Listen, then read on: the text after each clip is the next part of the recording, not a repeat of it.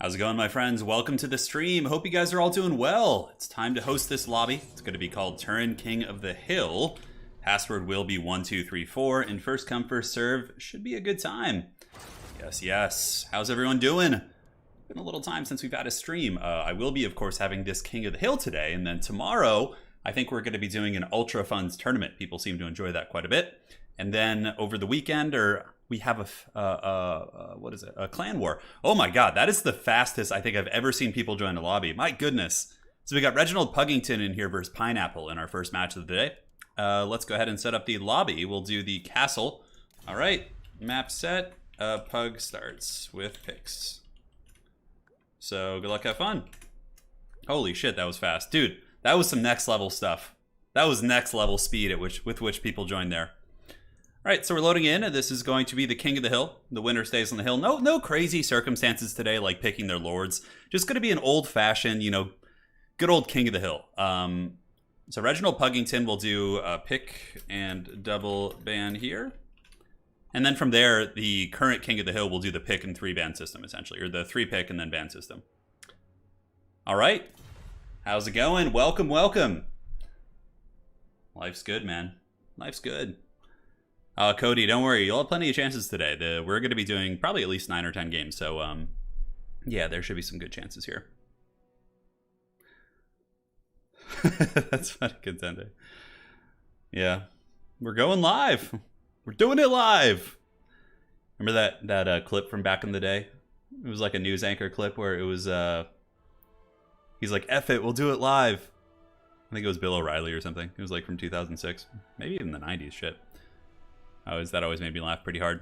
So yeah, we just got to see what Pug does here. He's going to be going Dark Elves, and this is a good format, of course, to practice things you normally wouldn't want to bring in a tournament, like Dark Elves, for example. Well, Dark Elves are they got a couple matchups. We actually have seen people like Ice Power do pretty well with Dark Elves. I mean, I think he was beating like top tier Empire players and doing very well with them. So it's not like they are without tools. It's just that they certainly struggle a little bit. Chaos Credo asks, Sir Turin, have you played Troy Total War? No, I haven't actually. I don't really have any interest in it.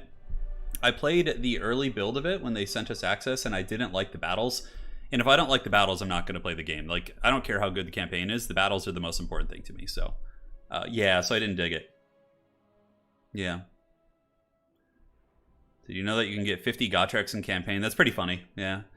When I play campaign, though, I don't want to use... I mean, exploits could be fun for sure.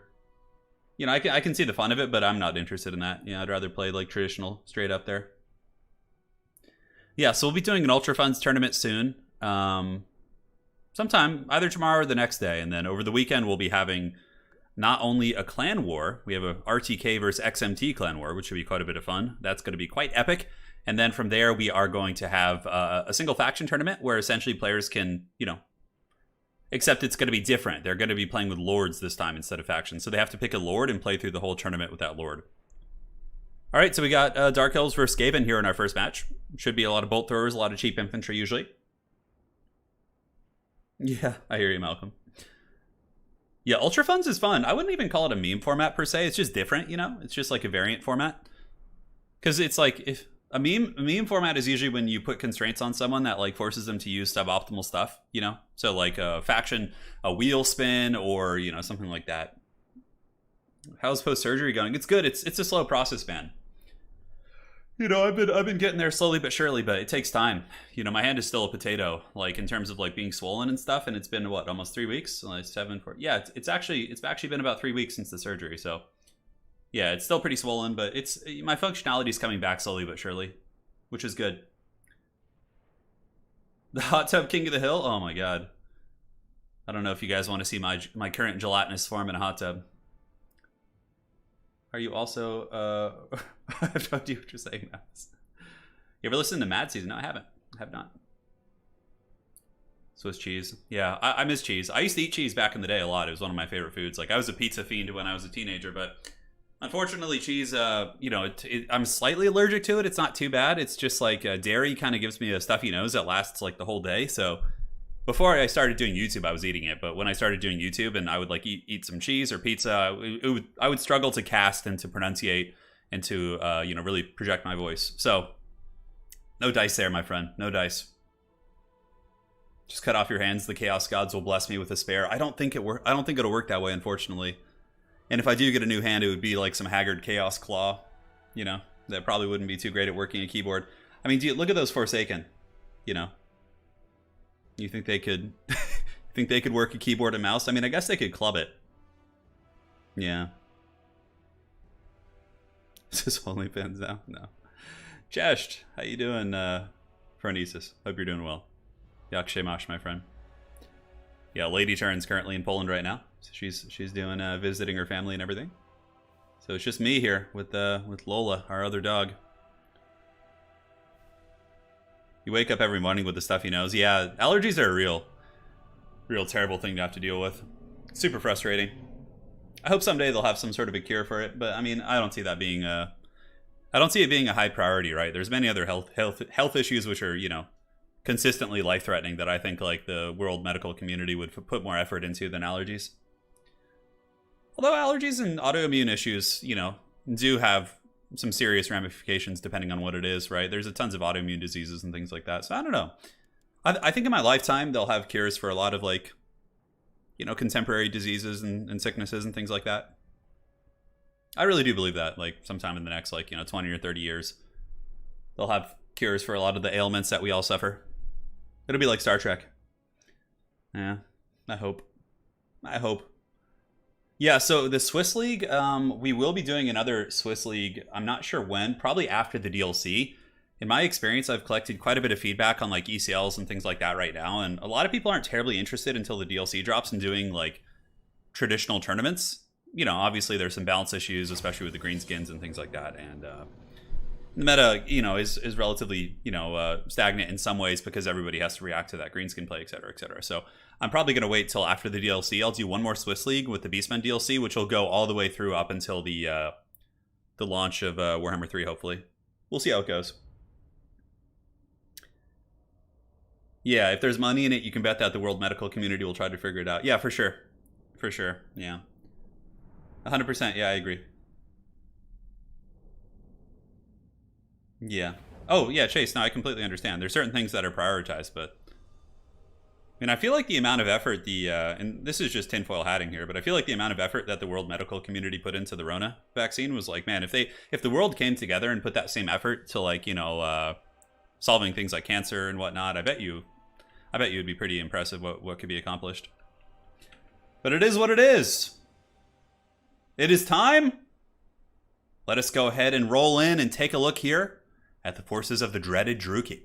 This is going to be Reginald Puggington. We've seen Reggie do very, very well in a number of my tournaments, consistently making top 4. And I think Reginald, not this season, but the previous season, did qualify for the ECL top 8, the grand finals.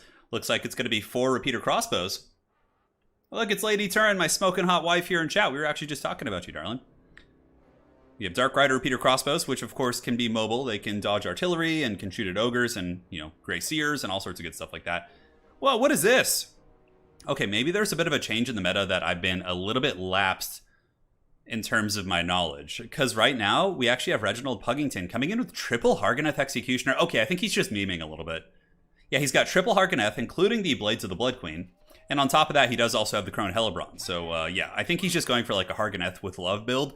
And it is going to be the Crone Hellebron. Aside from that, we do have Dread Spears and Bleak Swords in the front. Very standard. Manticore Summon also quite nice. No Manticore Summon. Wyson's Wild Form plus also the Curse of Onrare. Yeah, look at that. Jeez. And then on the back, we do also have Dark Riders with repeater crossbows and all sorts of crazy stuff. Dude, that is pretty wild.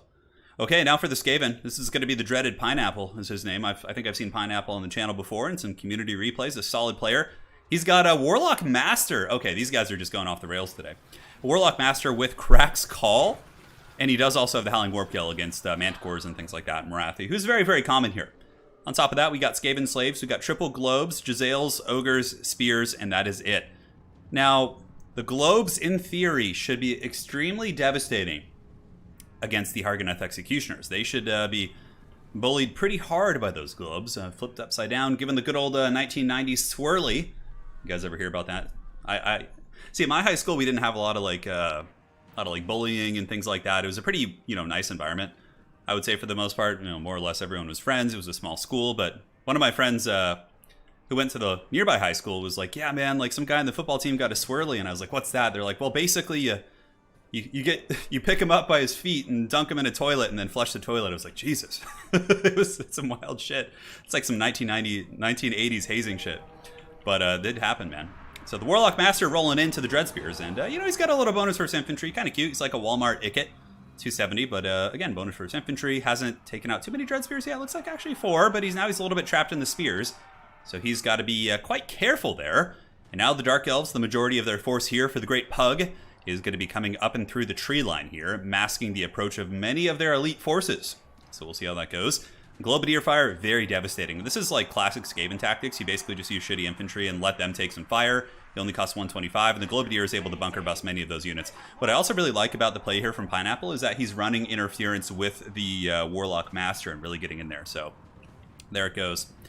Right now, the Clan Rats preparing to meet the charge here of the Bleak Swords and Dread Spears, but oh man, those globes are... Wait, where are those purple globes coming from? So we got... Oh, these are Death Globe Bombardiers! Holy shit, he's got some Death Globes! Okay.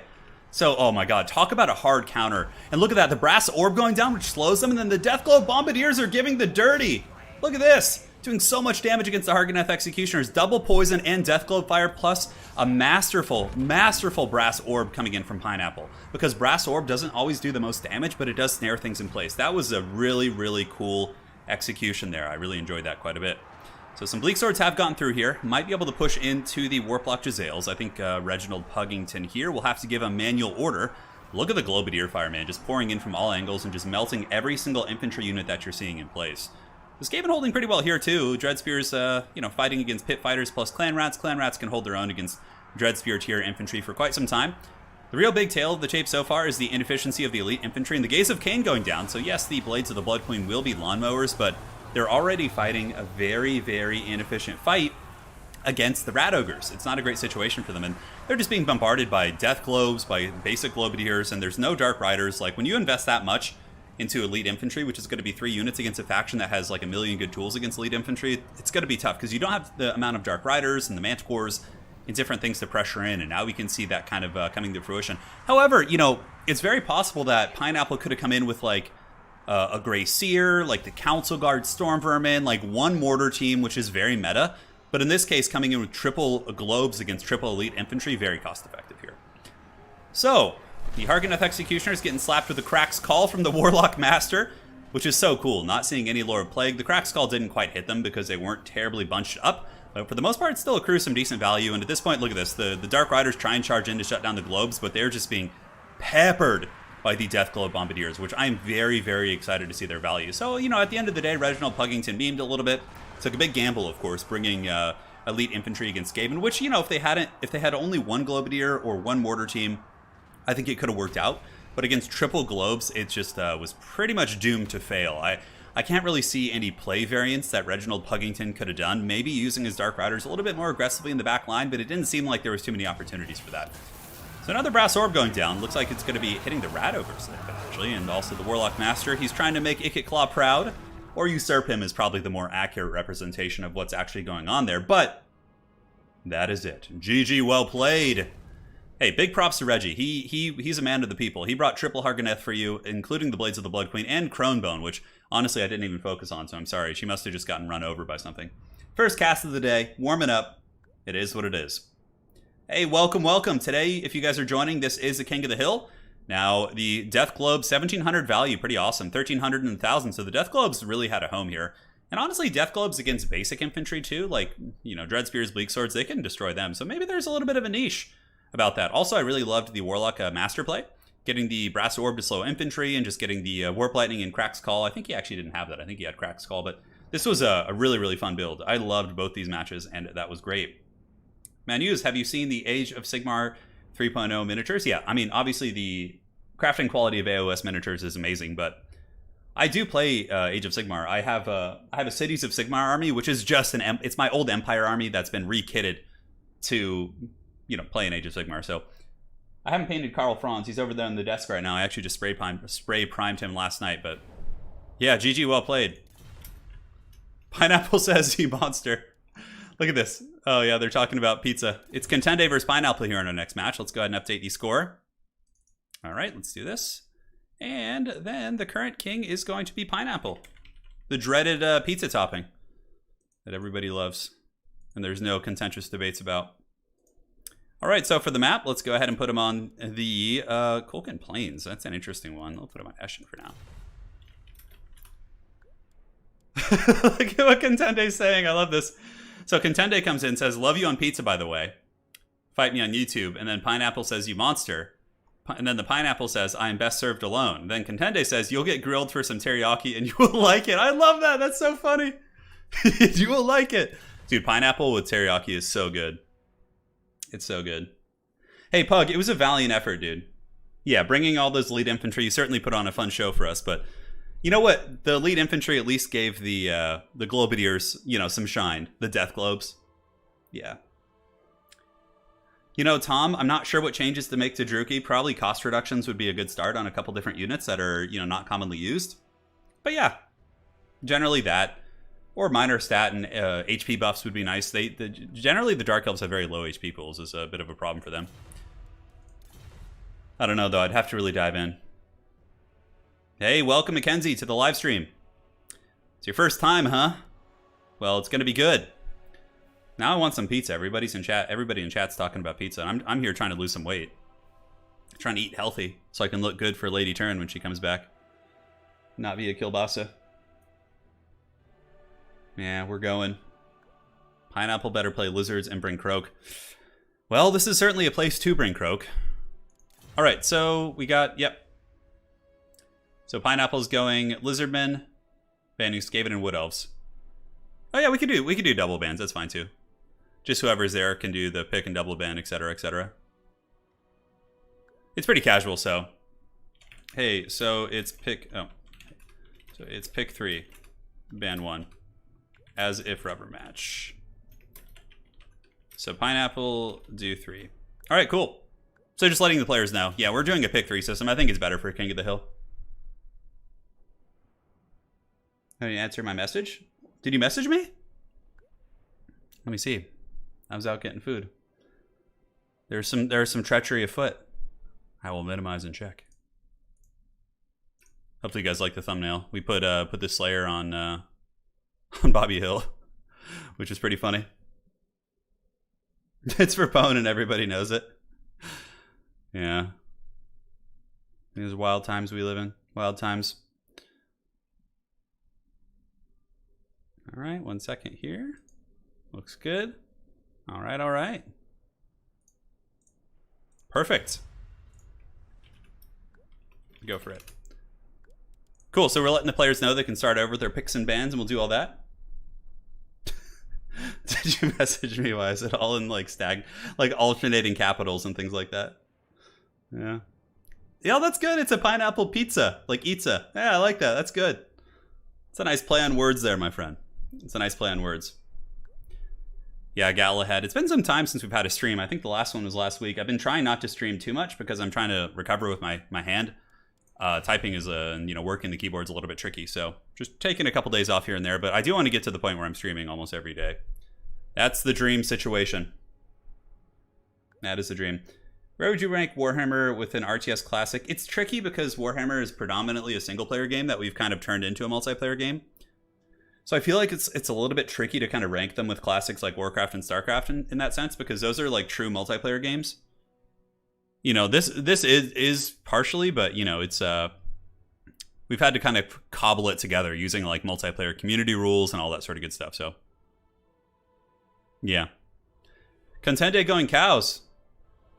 All right, so we got Contende says make sure to remember who represents the cows before the DLC comes out. Yeah. Turin, I have your Sigmar Mini. I want 10,000 for my bank account, which is how much these stupid things cost. Yeah, the old Warhammer Fantasy models can be kind of hard to get. Like, I got a Master Engineer, which is pretty cool. Because a lot of people don't know this. In Tabletop, the Master Engineer actually has... was available to the Empire. So you had the Master Engineer, you had the Celestial Hurricanum. The General of the Empire had several variants. He had... you could have like a pistol, you could have like a lance, I think. I can't quite remember. There's a lot of stuff actually still missing from the Empire roster. Then you have Ludwig, you have a couple legendary lords that would also be very good. Yeah. So, Warcraft 3 Community FFA. I definitely will. The problem is I can't play myself yet. My hand is still a little bit too tender to play competitive RTS. So another 2 weeks or so, and then I'll be back with like Warcraft 3 streams and battle streams of me playing myself and obviously Total War Warhammer. But right now I mainly have to cast other people's games while I recover. So we're going. Yeah, the multiplayer rules are posted in our Discord community. You can see the most up-to-date rules, all that sort of good stuff that we use for tournaments. All right. So it's going to be Beastmen versus Lizardmen, which I've always felt is heavily favored for the Lizards. But yeah, should be good. I mean, Contende is going to put on a show and bring some really cool unorthodox builds, which I'm sure will do great. With Warhammer 3, are you hoping for larger and longer multiplayer matches on average? I don't really care about the length of matches. Like, I think 5 to 15 minutes is totally a fine time frame for matches. But I just hope that there's less need to police with community rules. Like, so for example, you know, like, I don't want to have to be messaging players like, oh, you're breaking the attacking rule, or, you know, you can't use that forest in that way. Like, that stuff, I just hope all that shit's gone. And I hope that we just, like, the objectives play enough of a part that if somebody wants to draw kite and or forest camp, that they're just going to lose the game. That's what I'm hoping for. Have you considered streaming StarCraft 2 or Brood War? I have, but I'm so, like, Warcraft 3, I still know how to play pretty well, but StarCraft, I haven't played since Wings of Liberty. I don't know any of the new units. So, Nuln or Midland DLC, you can pick one. Midland for sure. Yeah, I want Toddy to get his just deserves. Yeah. And when you get to like at lower level play in Total War Warhammer, typically the matches are usually shorter. They're like 4 to 6 minutes in my experience. But when you get to like higher level tournament play, typically the matches are more evenly balanced and back and forth and contentious because people don't lose things as easily. So they go like, 6 to 10 minutes, which I think is a nice time frame. Obviously, in Warcraft 3, matches are much longer, but that's because there's base building, and this is just two armies fighting, which I think is part of what makes this such a special RTS, is because there is no base building. It's just all focused on army management, which makes it very unique, right? When you look at it through the spectrum of like various, RTS titles and things like that. It does come with its problems, though, right? And like other RTS games have tried to do this using capture points. Like we kind of saw that in some of the Dawn of War series, right? Didn't we see like capture points being used with like less base building? Like there was some base infrastructure, but it's based on capture points to force people to fight. Yeah. Yeah, StarCraft's a great game. I'm a huge fan of StarCraft, from Brood War to StarCraft 2. Andrew, thank you for the donation. Been binging your content the past month, so glad to be able to catch the stream live for the first time. Welcome! Keep up the great content. We will, dude. Thank you so much. All right, my friends, and now let us have your sad and or happy moves in chat. It's going to be your boy Contende, one of the Dark Lords of the Beastmen. He's one of the 4 Beastmen of the Apocalypse. Well, I think there's only 3 of them, but anyways. He's got Ungor Raiders with Goreherds with shields in the front. Interesting, and I think the reason why the Goreherds have shields is so they don't just get wrecked by Chameleon Skinks. If you do bring Chameleon Skinks and, various skirmisher units and cohort javelins, the unshielded Goreherds with the dual-wielding weapons really get butchered pretty darn bad.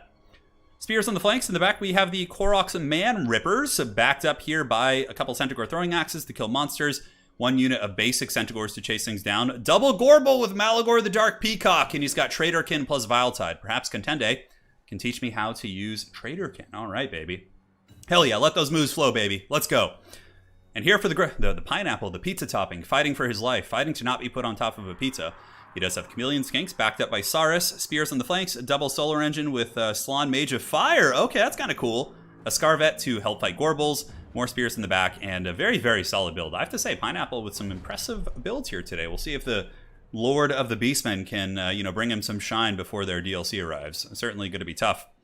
Lizards have always been a bit of a tricky pickle for the Beastmen in my experience. The Dark Peacock is here. He's got those wings that can't actually fly. Here comes another laser shot. Going into the Goreherds with shields. And a fireball going down as well. Let's see. Fireball slams right through those guys. Sorry, guys, I had to yawn there. A little bit of tricky business. Oh, and the fireball actually goes in and takes out a couple of the Koroks Man Rippers. That's pretty good value. Takes out what appears to be 7 models or 6 models right there, and a couple of the Goreherds. So now the Goreherds are going to be piling in. I actually think the Saurus, if they get the charge, will defeat them. And that's what's tricky about this matchup. The Lizards just win so many of the engagements, right? Like, they typically win the infantry fight. Although, the Saurus did not get the charge, which is actually pretty big. And now we have the fight going on between the Goreherds as well as the Lizard people. And, yeah, the fight is on. It's so funny. The Beastmen suck in pretty much every game. The Beastmen sucked in Warhammer Fantasy. Oh my god, that Burning Head's gonna be so good! Oh, God, Anakin, I'm too weak. That was a really good burning head. It might even break the leadership of these guys. No, it looks like they both stabilized, but still a very, very solid burning head. You can see in the front, Saurus warriors beating the brakes off the gore herds. Same thing happening over here. Looks like, although a nice Vile Tide's going to be going down. That was a really good Vile Tide, although it didn't appear to even do that much damage to either unit. And here in the back, you can see that the Solar Engine is shooting into the Centaurs. In my experience, the best way to play this matchup has been using Minotaurs. I've had a lot of success with them, Minotaurs, and just kind of trying to bull rush them, like get a couple Minos with great weapons and try and bunker bust through the front line. But it's just hard because then there's Saurus Spears waiting and Chameleon Skinks, which just annihilate them. I feel like the Beastmen just really, really lack tools to do well in this matchup. But again, you know, the battle's still early, and I could be proven wrong here. So now the Koroks Manrippers moving in to replace the beleaguered Gore Herds, and the Gorbals doing what they need to be doing, going after the big monsters, the Solar Engines, keeping them from fighting. But now they're trapped by Chameleon Skinks, they're trapped by Saurus Warriors. We also have a Scar Veteran coming in. Scar Vets are excellent anti-large, and they're also very, very durable. Gorbals don't want to be fighting him. It won't be a cost-effective trade. So big Traderkin going down. Looks like Overcasted going to be doing some damage, and that's good. It hit most of the units back here, including the Scar Veteran. It looks like there is going to be what appears to be, is that a Flamestorm? No, it's a Banishment. So the Salon going to be dropping a Banishment right here, and a very, very nice one indeed. Centaurs with throwing axes here for Contende. Probably need to scoot up, go after the Solar Engine. Really nice burning head going down right there. Beautiful. Went right through all the Beastmen infantry. And Malagor the Dark Peacock is now stuck fighting against these Saurus Spears, which is not what he wants to be doing. Gorbals are trapped in Spears as well. They really, really do need some support because Gorbals are pretty much the only hard carry here for the Beastmen. Raiders being chased down by Saurus, but honestly with good micro, Contende can just pull them back and fan out, and they won't be able to catch them. Raiders are very quick with 40 plus speed. Centaurs with throwing axes moving in, but they're very, very hard countered by Chameleon Skinks. Skinks, of course, can just sit and shoot their poison darts against that light fur. Only 35 armor on those bad boys, so not going to be terribly effective. Gorbals are trying their best, but like, look at this. The Gorbals are just like trapped amongst Saurus Spears, Saurus Scar Veteran, and it looks like there's going to be a Vile Tide going down, which might knock back the Saurus enough for the Gorbals to try and get away, which I think certainly would be a prudent play. Malagor, not too much of a presence here, right? He can move in and use his Haggard magic here and there, but for the most part, those Peacocks are definitely decorative, and they're not doing too well. Looks like Pineapple is going to be remaining a free independent Pineapple. Contende will not be putting him on a pizza from the looks of this battle. Solar Engine Blast going into the Gorbal. And, you know, it's a brave pick. I mean, most Beastmen players probably would ban Lizardmen. I would say that's probably one of their worst matchups. And that's the thing with Beastmen. They have a fair amount of rough matchups. They have some good ones, too, though. Even pre-DLC, I think the Beastmen have a couple matchups in which they're pretty threatening in. But this is definitely not one of them. The Lizards just seem to have so many advantages here. So Malagor here going to be getting karate chopped, and that's not to say Pineapple's not playing an excellent game. He's not making, like, I haven't seen Pineapple make any mistakes. Like, he hasn't lost anything needlessly. He's been able to keep everything together. And anytime there's an opening in his formation, he plugs it. He's playing a very, very excellent game as well. So Koroks Manrippers piling in. The last hope here for the forces of the Beast People. Malagor has also gotten into combat. One of the Gorbals did run away, so now Malagor's having to get his Pimp Cane out. He does have 400 weapon strength and a charge bonus of 58, which is not insignificant. Looks like here we do have the Gorbal going after the Slan. I mean, if the Gorbal could just go Super Saiyan and maybe just capture, you know, the Slan Mage, bring him down, and then somehow magically kill the Bastillodon, all without dying with his 1300 HP against the Skinks. Maybe. Nice Vile Tide right there. Definitely good. That Lore of Magic actually does give a little bit of a vigor buff to units in the Beastman army, which is pretty cool. Definitely a very underrated thing. So Gorbal apparently got run over by this guy's motor scooter. I actually saw a video of that on YouTube of somebody getting run over by somebody on a mobility scooter. Recently kind of reminded me of that. And the Gorbal's going to be down for the count. Army losses, and the Pineapple will remain a strong independent Pineapple, as I said, as you do have the Lizardman victory there in that matchup. Lizards, I would say, are a top-tier faction. They have a very solid win rate. Very, very good. They have a couple ones that are a little bit tricky, but generally speaking, I think Lizards are very good. Hey, big props to your man Contende. Let those sad moves flow in chat. You know, he brought a pretty fun build, but at the end of the day, it's just so many things in it were so weak against what the Lizards brought. Like, Solar Engines can counter the Raiders, their infantry lose to the Saurus. It's just tough. And Lore of Fire just roasted all those Beastmen infantry. Battlefield Gothic is basically the same as Total War Warhammer, but in space, and it has capture points. Yeah, that's a really good analogy. And that game was fun and balanced. I really enjoyed Battlefield Gothic. That was a really fun game. It's a shame that people stopped playing it. So how does King of the Hill work? Somebody asks. Essentially, you play until you lose, and whoever at the end of the stream has the most wins wins the stream. Yeah, thank you, Andy. I really appreciate your help. FNG, thank you for the fiver. Moo, yeah, he lets out the saddest moo possible. Thank you so much for the donation, FNG. And now the Pineapple has won 2 games in a row, and he will continue his reign as the King of the Hill. It's generally sad moves. All right, now we got the Hadries in here. The King of Skaven coming in, trying to shake things up. Lich109, thank you for the fiber. I'm really looking forward to the upcoming Beastmen DLC, and not just because it comes out on your birthday. Right on, man. Our birthdays are pretty close. Yeah, I'm July 12th. So we'll be celebrating together. I might do one more campaign stream before the Beastmen come out. I might do a Volkmar the Grim campaign. I've always wanted to do one on the channel. So we'll see. All right, so we got Hadries versus Pineapple. We'll see what they got. We'll hang tight here. Yeah, Soundwave, thank you for the kind words, man. It's been tough, but, you know, that's life. That's life. Can somebody please explain to me how the lizards were able to cast banishment? Yes, Jens, of course. So, Lizardmen Slans have a bound ability of banishment, so they get banishment for free. Even if they're not Lord of Light, every Slan has banishment bound to them. So, it's pretty cool. Slan can cast it for free. Yeah, Joseph, you got to, man. It's the spice of life. Exploring the great beyond. Yeah, it's great. Did Turin ever play any custom Warcraft 3 maps? When I was younger, I used to play a ton. I mean, I played the original Dota. I played the Legion Tower Defenses. I played, I played pretty much every custom game. Lordaeron or Azeroth Wars. Like, I played them all back in the day. Jonathan Spear, it's true. When you told me about Ladybird, it certainly put the thought in my my head to use King of the Hill in the thumbnail. Toddy needs a campaign. I agree. I think Toddy would be a really good free LC campaign. Like, you give Toddy the Empire roster with like 5 or 6 unique units and just change things up a little bit, and then bam, you got a free LC. I can't wait till Domination mode in Warhammer 3. Yeah, I think it's going to be good. I think it's going to be very healthy. How mad are you that there's going to be a Chameleon Skink Lord? I'm pretty sad about it, but I mean, it depends. If he has like a blow dart gun and can kite you, I'm just going to be like weeping tears, as I have to face 5 Chameleon Skinks and then him as well. But, you know, deep down, I'm happy that the Lizards are getting some functional units, potentially. You know, like, I think generally Chameleon units are pretty good, so. Because, like, a lot of the Lizardmen DLC was just terrible. Like, if you guys saw that build, there was, like, no DLC in it. Like, no DLC units. I think we had, like, the Red-Crested Skink cohort. That was it. The ROR. But aside from that, Lizardmen DLC has been terrible, so. I would like to see, even in campaign too, like, they're just not good. Like, Salamanders and Razordons are just mediocre, so, yeah. Thank you, Contende. Yes. Modernized Toddy versus Kazarak campaign from Warhammer 1 would be cool. Yeah, for sure. Any chance we'll get some Age of Empires 4 streams once it's out? Yeah, 100%. Damien, I will be hitting that game extremely hard. Any major RTS title, you guys can count on me covering that. Like, that's the whole focal point of the channel here, essentially, is covering the RTS genre and real-time strategy. So I'm not as interested in turn-based strategy because it doesn't quite have that competitive edge for me. But real-time strategy, that's always going to be my jam on this channel. So yes, I will cover the new Age of Empires game. I'll do esports for it, whatever. I'll cast multiplayer if there is a good community for that. Warhammer 3 and beyond, obviously. Total War titles will always have a sweet spot in my heart if they have multiplayer. Yeah, it's going to be good. Gonna be pretty good. Wesley, thank you for the donation. Hey, Turin, happy anniversary, and hope the hand is well. Thank you so much. Appreciate that, Wesley.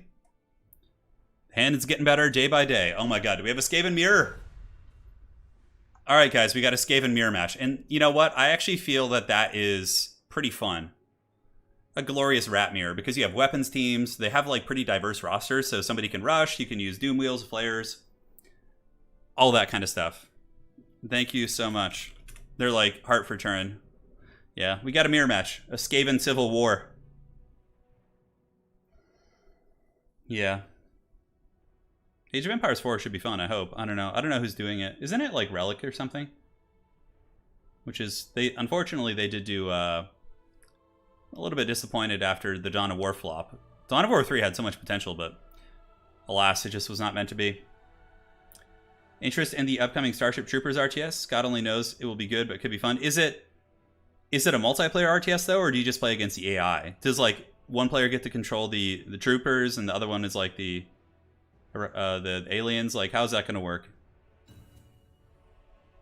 Do you think vampire counts need a buff? Not really. I think vampire counts are very strong. They're just a little bit tricky to play, but when you give vampire counts to super high-level players, they can be one of the strongest factions in the game. So they're like a faction that's hard to play for beginners, I would say, but once you get going, it's like, and really learn how to abuse their strengths, like, they're really scary. I want to ask, you think Nakai will get a buff? I don't think they would change the way Nakai works, but what they would do is give him a cost reduction. I can see Nakai going down by like 100 gold, yeah. Which would make him potentially more viable, for sure. 100, 150 gold. Mind if I ask what surgery you had done before? Yeah, so I had carpal tunnel and ulnar tunnel. So they basically sliced open my elbow and my wrist and took the pressure off my nerves that were being crushed by my nerve tunnels. So that is that. Yeah. That's the deal. All right. It is time for the great Hadries, one of the council members. Hadries definitely has won multiple faction wars with Skaven, and he has earned a spot on the Council of 13. I think he is officially one of the great minions of the Horned Rat now, and he's facing off against the Pineapple Man, who's really been extremely strong today. Pineapple showing he's got some mettle. Not taking any prisoners. Yeah, vampire counts aren't bad for noobs either. It's just like, if you're not like really good at microing monsters and single entities, and you let them get sniped or netted, you just like lose instantly. Like some factions can lose their lords, but with vampires, if you lose your lord or your big single entities, you kind of just lose the fight. Yeah. Pain is but a signal of the God Emperor proving your lack of faith. Yeah, that's probably true. Because I'm definitely a heretic in 40k. See, the thing is, in 40k, I like Chaos because they're kind of like, you know, you have like the Space Marines and all that shit in 40k, and they're just like all like, you know, like superhuman. I like humans that are a little bit like have more flaws, I guess you could say. Or, you know, have to fight the human, that experience the human struggle, right? If I were to play an Imperium army in 40k, it would definitely be the Imperial Guard. That's why in fantasy, I prefer the good guys. Because you have the Sons of Sigmar, right? Who are like normal humans having to fight like monstrosities. I love that thematic. But in 40k, I don't really care for Space Marines that much because, you know, again, they're like superhumans. But although you still do get that narrative, though, because Space Marines are fighting like countless horrors that are, you know, naturally, you know, bigger and stronger than them, and they have to use like power armor and things like that. So I understand it a little bit. But in 40k, I really just like the chaos. Kind of the tragedy of it all is kind of fun in terms of lore. My Sad Boy Lamenters. Oh, is that like that's one of the kind of offshoot chapters? Yeah.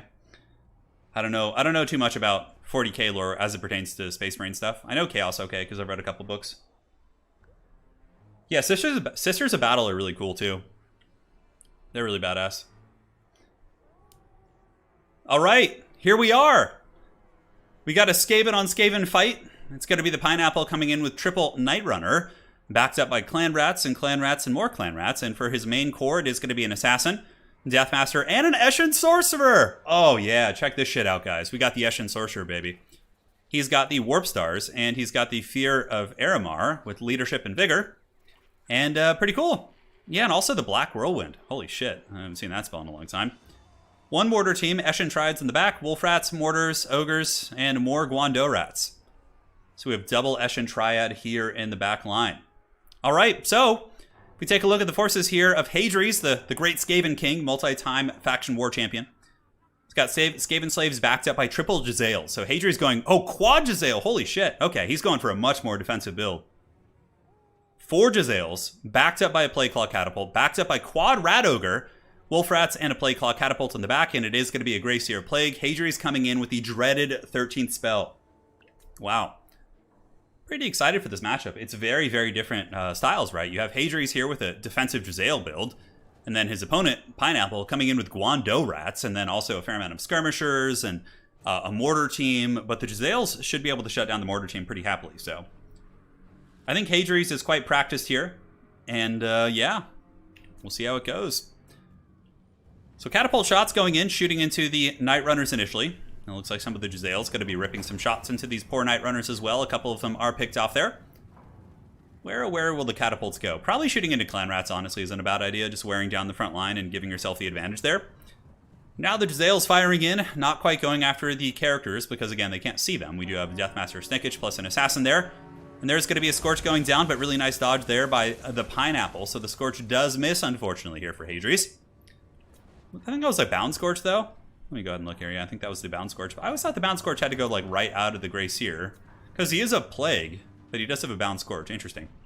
So, Jezzail's really punishing the Rat Ogres, which are now pulling back. Much of the Skaven army is having to sit back pretty deep. We do have 2 Poison Wind Mortars here for the Pineapple that probably need to get engaged because much of the Skaven army of Hadries is generating pretty good value right now.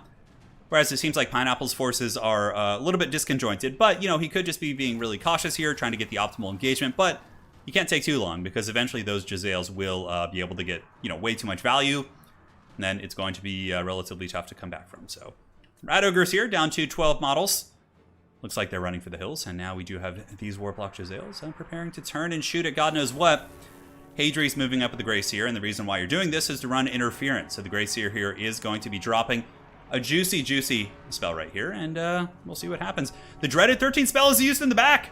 The Storm Vermin Halberds are summoned. And now they are going to be chasing down the Poison Wind Mortars. Very good usage there by Hadries. I don't think they'll be able to kill them, but it is going to be by precious time for this Skaven army of Hadries to not be taking mortar fire. So Ninja Star is going down from the Eshin Sorcerer. Doing okay damage against the Grey Seer. Now we do get the Ix's Triads moving in. Although, is that the clone? Or is that the actual Ix's Triads? Okay, that looks to be the actual Triad unit. They're definitely going to want to pull back.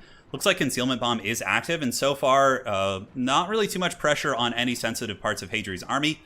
Here, some Globadiers did move up and really did punish the Skaven slaves. The double Jezzails are going to be unleashing a hellish salvo into the Poison Wind Mortars and immediately put them down to 7 models. Jezzails are a very strong counter against the mortar teams. Granted, the mortar teams do give a little bit of tickling back, but not too much damage, really. Like 1 or 2 more volleys and those Poison Wind Mortars are going to be out of the picture. Here we do have the Pineapple moving in with some Wolf Rats on the flank, going after ye old Ogres.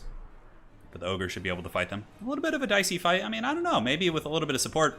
Eshin Triads and Pineapple are now moving in as the mortar teams in the back are taken out by the double Jezzails. We do get Eshin Triads moving in. Wow, look at the Wolf Rats. Holy shit. Those Ogres missed their charge, but I guess it's partially because of the Night Runners here that are throwing in. But those Wolf Rats just dunked on those Rat Ogres, and now we get another cost-effective trade here for the Pineapple. Could this be the comeback? He's kind of compromising this flank. The Eshin Triads will be able to cut apart Rat Ogres extremely quickly. All right, that's quite nice.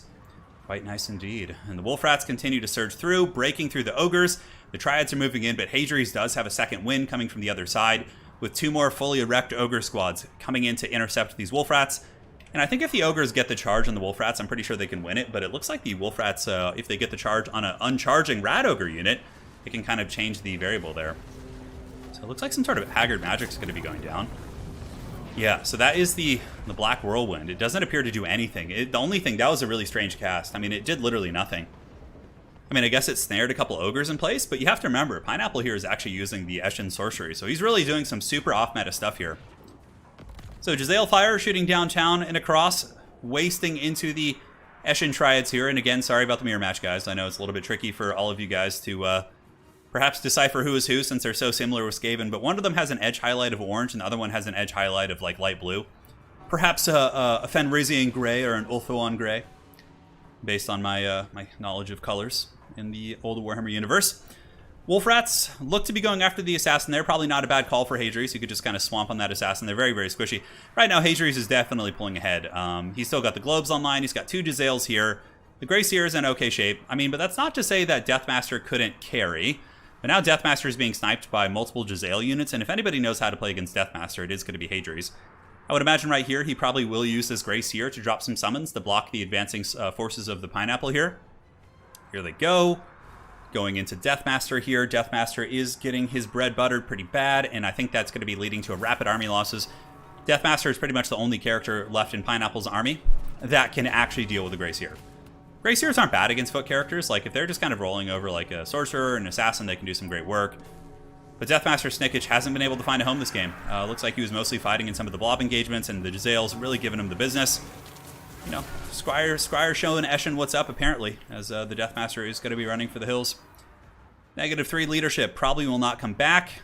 It looks like the Grey Seer is running away from the Eshin Sorcerer, who's not bad in combat. He's still got some Eshin training, and the Clan Rats and various summons will be leading to army losses here for the Pineapple, as your boy Hadries will be claiming supreme victory and taking the throne from the dreaded pizza topping. Hey, it's Professor Pone. How's it going, man? Hope you're doing well. All right. Here we go. Cool build from Hadries. Very solid. I think he knows the matchup pretty well. Knows the efficiency of the quad Jezzails. And yeah, the Jezzails really were the breadwinners. They hard countered the mortar teams. If this had been like a full Eshin build with no mortars and had been like a rush with like Death Runners, I think it could have been a very different game. Pineapple could have probably had a good chance. But yeah, the mortar teams just got destroyed. Look, this one mortar team, guys, got 1 value. The other one here got 200. How do you even get 1 value? How is that possible? Must have been in melee. 269 for this other one. All right. GG, well played. Hadri says, yum. Pineapple taco, that's pretty fun. I love it. All right, map set. Lobby's open. Next up, Hadri's will be taking over the crown. So it's going to be Hadri's with 1 win. So the current score to beat is 2. Pineapple has accrued 2 wins. So Hadri's just needs to beat 2 to, or at least tie the Pineapple here to get some sort of a standing. Looks good. Oh, we got Ice Power Total War. It's on. All right. It's going to be a party, man. So Hadri's, pick 3. Good luck, have fun. All right, I'm going to grab some water. Do you think that Torox will be unbreakable? Was he in tabletop? Because if he was in tabletop, I would say yes. If he wasn't, then I would say no. Hang on, guys. Just grabbing some old water. Some delicious water. What's your opinion on the extended multiplayer? What's your opinion on extended multiplayer for a campaign? 3+ players on Total War Warhammer 3. I actually, you know, one of my conspiracy theories for the launch of Warhammer 3 is that we are going to get 4-player campaigns, like up to 4 people. Like co-op.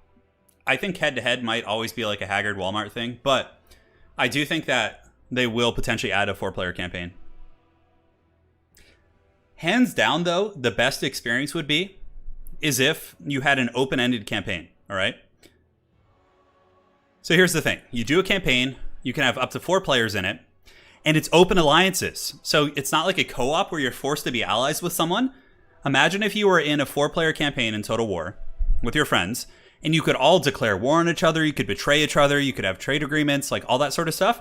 That would hands down be the best. Oh, dang it, Bobby. Oh, I love King of the Hill. Used to watch that so much when I was younger. But my dream is that you get a 4-player campaign that's open. It's not a co-op. It's not a head-to-head. It's just it's a goddamn normal campaign. And you basically can declare war on your friends. You can ally them. You could team up 3v1. If one of your friends gets too strong, the other 3 could form an unholy alliance and take him out. Dude, that would be so goddamn fun. That would be so goddamn fun. Like, open-ended campaign. Like, they had that in, like, Civilization. Like, I don't know why they won't have it here. You know what? I'm going to make a goddamn video on that. That needs to happen. Yes. So pick 3, ban 1.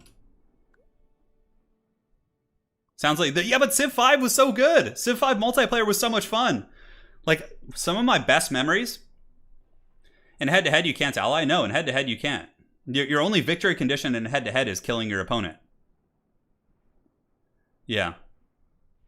Like, Civilization 5 multiplayer was so much fun. I used to play that with my college roommates, and we would just, like, have Haggard schemes, and I remember I would go to my roommate's room and be like, hey, we're gonna backstab him. Get the forces ready, you know? And it's like, that kind of shit was just fun, man. And the, like, co-op campaign is just, for me, it's a little bit too it's too... I'm trying to think of the good term to describe it. It's too easy. I think a co-op campaign is really good for newer players, though. Like, I completely understand how a newer player who's learning the game, like, one of the best ways to teach newer players is to play co-op with them and like walk them through it. So there's I think they should keep co-op campaign. I think it's a great function, but I think having an more open world experience would be really fun. Yeah. Hey, Street Lion, welcome. Yeah, Jacob, that'd be so fun. Yes. Iron Sand. Okay, so we have Ice Power playing the Cult of Marathi. And we haven't seen what Hadri's... I think Hadri's might be on Skaven. Obviously, Ice Power and Hadri's are 2 of the best players in the community, so they're probably both going to bring out the big guns here today to try and win this matchup. Yeah, Civ 5 also has simultaneous turns. That's definitely huge. Mads Bo Anderson says, I agree with Turin. Civ 5 4-player multiplayer were some of the best gamer times I've had with friends. Dude, it's so fun. It was so fun. Can anyone just dive into this lobby? Yeah, anyone can join. This is open to anyone. If you see the lobby, just get in there and party. What do you think about no Chosen or Chaos Knights on the Khorne roster? I like that, actually. because it encourages Chaos Undivided to be unique. If you just gave Khorne all the same shit plus extra that Chaos Undivided has, like I would feel a little bit like, that sucks. But now that Chaos Undivided has the Chosen, which is cool, and Chaos Knights, which are very unique in their functionality compared to like Blood Crushers and Skull Crushers, I think that's really good. And it also makes Khorne a little bit more unique too. Yeah, so like I'm happy with that personally. Trying to remember who I used to play a lot in Civ 5. I used to play Poland quite a bit, actually. I played Poland. I played I would play the US quite a bit. It was fun. I think Ethiopia had a pretty fun faction too in Civ 5. Like they're really good at narrow nations, like not expanding but building a really solid like smaller nation. Yeah. One of my roommates always played Gandhi and would just go straight nuclear on everyone. It was pretty fun. He would just be like warmongering Gandhi. Ezekiel Martin, do you think Warhammer 3 will be as broken on launch as some past titles, or do you think it'll be better? Iron within, iron without. Hell yeah, dude. I love the Iron Warriors. They're so badass. I don't think it'll be as bad as other titles. I think there will be some issues, obviously, but generally speaking, I think Warhammer 3 will have a decent launch. Yeah. Like, Warhammer 2 didn't really have too many issues. The biggest issues with Warhammer 2, I suppose, would have been the Mortal Empires integration and, like, Norska. But I can't see them making that same mistake again. Like, hopefully they've learned from it. So, yeah, I'm pretty optimistic. And Civ is so easy to play, too. I play with friends and girlfriend. Even someone as bad as Strategy, you can still have fun with it. Yeah, I agree. I might be interested in doing, like, a Civilization 5 stream. Like, a Civ 5 stream. That could be fun. I haven't played that in, like, 8 years. No, not 8 years. Maybe, like, 7 years. Yeah, give or take. I once made my... so Kyle in chat says, I once made my brother cry, and Civ 5 multiplayer may have introduced him to betrayal to you. He was like, was your brother just like having a good time, and you're just like, oh, I love this game, and you just like, just come in and steamroll him and betray him. Yeah. All right. Let's do it. It's time, baby. We have the Great Terror in the Night, Ice Power Total War, and this is kind of a little bit of a preview of the ECL, because both Ice Power Total War and Hadries have qualified for the ECL Season 6 Grand Finals, which, if you guys are wondering why it's not happening right now, the ECL has been postponed till after the DLC. I did a vote with all of the Grand Finalists, and every single person, all 8 players who are in the ECL Grand Finals voted to have it take place after the DLC because they were that sick of the current meta. So the ECL Grand Finals will be taking place sometime a couple days after the launch of the DLC. And then from there, we'll be having a lot of fun stuff. So, Hammond, that's cool. Yeah. Yeah, and Civ 5 Gandhi was definitely a warmonger. Ryan Norcross, do you think we will get Long and his Slayer Pirates in the Vortex campaign? I don't know. Probably not. I mean, at this point, I think most things pertaining to Warhammer 2 there's not going to be that much more. So, yeah. What do you think of Warhammer 40k and Total War? Oh, I think it's going to happen. I've had this rant on many streams before, but I 100% think that we are going to be getting a Warhammer 40k Total War title. Like, I'd be willing to put a substantial amount of money on that. If anybody wants to take up a wager, dude, I'm down. All right, so not substantial, but you know, something. I'm not a rich man. For Ice Power Total War, you got Bleak Swords. Obviously, infantry quality is not important here in this matchup. You don't really want it. As we saw earlier, Skaven can destroy your infantry pretty quick. We got Marathi, double Manticore, which is the Ice Power signature.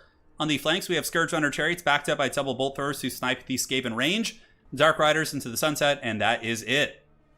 All right, and now if we take a look, my friends, at the forces of the great Skaven King Hadries, he does have triple Giselle, and on this map, they should be pretty good, because it's a pretty small map, so the Bolt Throwers will not have the opportunity to range them for quite that long.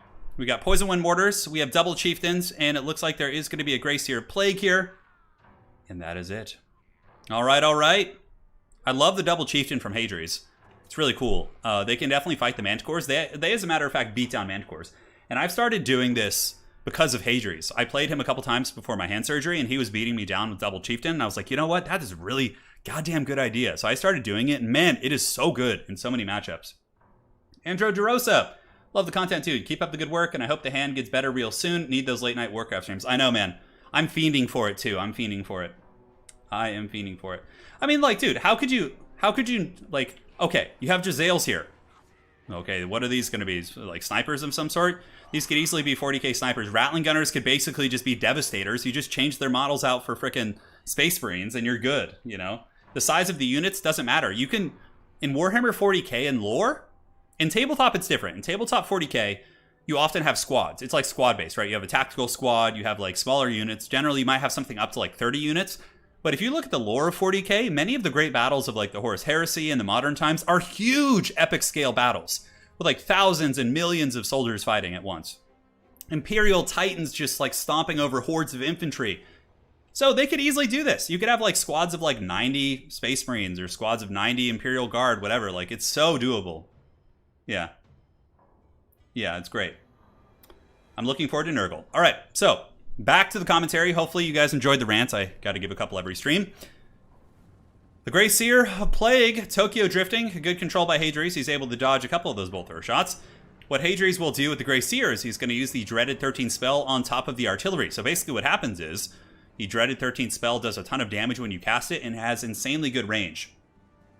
So he's going to drop it on top here of the Reaper Bolt Thrower, and we'll be able to pretty much one-shot it, if used correctly. So now the Jezzail's shooting in. It's going to force Ice Power Total War forward. Ice Power, in the meantime, surrounding here with his Scourge Hunter Chariots. This match is quite a treat. I mean, this is essentially probably one of the best Skaven players in the entire game, facing off against one of the best Dark Elf players in the game. Very, very exciting stuff to be treated to. All right, so it looks like there's going to be some Witchcraft here. A Wand of Crydon going down. Marathi dropping some bows here on the Jezzails, while the Scourge Hunter Chariots also do the same thing. Big damage, only 11 Jezzails left, but Hadri's has built-in redundancy here. He does have a couple Warplock Jezzails. One of the Reaper Bolt Throwers is offline, and the other one's pulling back right now, which is a smart play by Ice Power. He doesn't want to give it up for free. He's got to make sure this Manticore doesn't rampage. If this Manticore gets rampaged by the Jezzails, what's going to happen is the double Chieftains are just going to sit in there and just take him to Pound Town, which is going to be incredibly strong. Oscar, thank you for the donation. I will be qualifying for an ECL soon. Just watch the space. Dude, Oscar, I'm looking forward to it, man. You're going to have to let me know your handle in Discord and that you'll be playing with, and I'll keep an eye, man. Cheers, brother. So the Grey Seer being attacked here. A little bit of a precarious situation for Hadri's, but he should be able to get the Grey Seer back through his own troops.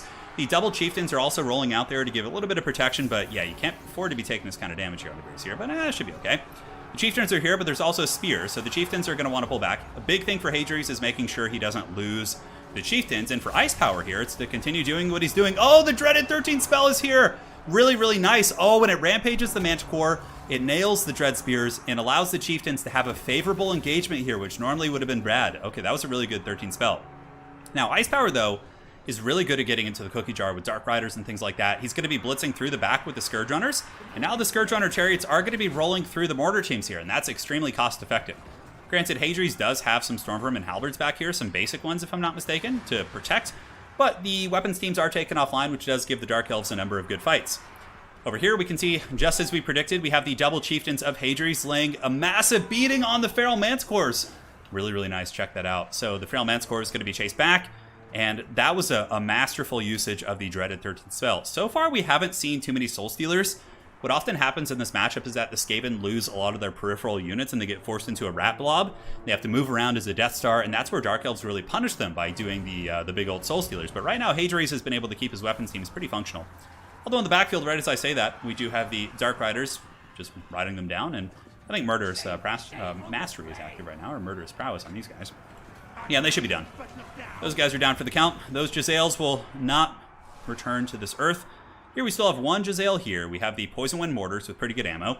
We have Globadiers, and the double Chieftains have been able to really spank the Manticores. This Manticore is quite beat up, but Ice Power has a fair amount of infantry still fighting. Dark Riders, a lot of Dark Elves are rallying, and the Scourge Runner presence in the backfield is still very substantial. So with proper control, Ice Power should be able to shut down many of the weapons teams and force the Skaven into a blob, which then would allow Marathi to apparently, or not apparently, but to most likely get like, another 2 or 3 Soul Stealers there and really do some good work indeed. So the Stormvermin Halberds getting a good fight, shanking down this Manticore, and it looks like some of the Jezzails did rally in the distance, and it might be able to actually shatter this Manticore, which would be quite huge. Even a Manticore with like 400 HP coming in and getting a Terror Rout or a big burst of damage on something is very, very important. Nice play, though, here by Ice Power, being very aware of the battlefield overall, and getting the Dread Spears in. The Dread Spears do move in, and should be able to shank these Warplock Jezzails, we will see. But for the most part, some of the brave clan rats of Hadri's have moved in to support. Maybe we'll be able to salvage those. Now, Bounce of Power is a little bit Skaven favored. I think it's going to be extremely difficult to deal with the double Chieftains. Marathi is quite good against Chieftains, but they also give it right back. They hit very hard with close to 450 weapon strength, a huge charge bonus. So if Marathi slips up for 1 second, it can be very bad. Looks like a Soul Stealer's going down. Hadri's has got to be careful. Ice Power really is like smelling the blood in the water here. Is Marathi, the Hag Queen, going to be moving in and going after the Grey Seer? She's anti-large and armor piercing, and it looks like there's going to be a Clan Rat summon. Yeah, Clan Rat's coming out, maybe just to help a little bit. And the Bolt Thrower back online. Really good patience by Ice Power. You remember these Bolt Throwers got wrecked early game. He stayed aware of them. He brought them back, and now they are going to be, impactful, right? So we'll see how that goes. Chieftains moving in, just going to be kind of zerging. The Skaven are now devolving into that kind of late game Skaven, where you've lost your weapons teams and you have to kind of form a Death Star. Otherwise, you get picked apart by like mobility. But I really do feel like based on the circumstances of this battlefield, look at this. We have a not full health unit, but a high model count Stormvermin unit. 106 models. It's going to be extremely difficult to kill.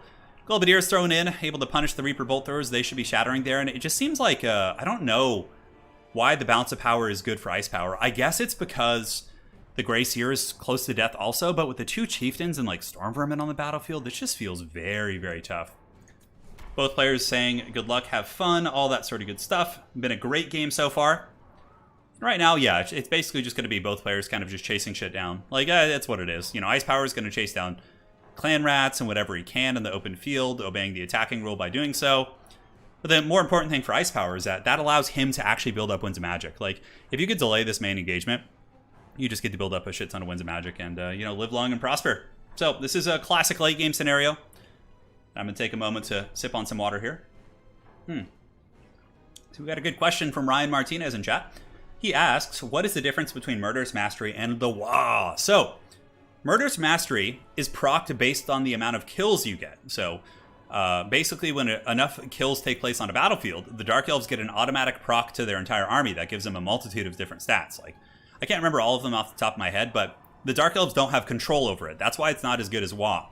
Whereas the Greenskins basically just have to be in combat enough, and when they grind enough in combat, you build up a meter, and when that meter's full, it gives you an ability that you can use, which gives immune to psychology, among some other offensive stats, which is really good because you have control over it, so you can use it for big timings and alpha strikes, whereas the Dark Elves, it's a little bit, you have to really kind of finesse it. Yeah. They are both global melee buffs, but one can be controlled and the other cannot, which is really, I guess, the big variable. And also the nature with which they're built up. I think the Dark Elf one is based on kills. All right, so we get Marathi coming in. Globadiers punishing the Dark Riders here. Might actually just shatter them. -4 and 13. And the Grey Seer in a little bit of trouble. Where are the Chieftains right now? Where are those Chieftains? Okay, they're coming back. It looks like they went on a little bit of an exodus. Marathi getting a little bit trapped up by spears. She's not the highest mass character. I mean, if the Chieftains were able to kind of catch Marathi, they could do some really devastating damage. Now the Manticore's coming in, the Dark Rider's coming in, all sorts of good stuff. And yeah, the Wah is a much better mechanic. Like, you know what? That would actually be a really good balancing change for Dark Elves. If you gave Dark Elves access to Murderous Mastery as a controllable ability, like when you get it built up, you can activate it. That would actually be a really nice, and I think well-balanced buff for the Dark Elves, because it's not like a broken mechanic. It's no better than the, Wah, really. Anyways. So here we get the Chieftains moving in. It looks like there's going to be a big Soul Stealer going down from Marathi, the lore of the Dark Elves, and it's a good one. It hits both the Chieftains. It looks like right now the Grey Seer probably going to be getting killed by this Manticore, if not brought very low. But the Chieftains might be able to come in and get a nice little pound town to the back. We'll see. And the Manticore, is it going to stay the course? It is. The Manticore stays the course, but then the Manticore is going to get charged, going to -31, taking a huge Gorilla Punch. And the Manticore is down for the count. The Skaven getting the Beast down. So now that is huge for the Skaven because there's no more terror routes available on the battlefield. And honestly, looking at this, I don't see any hope for Ice Power, I don't think.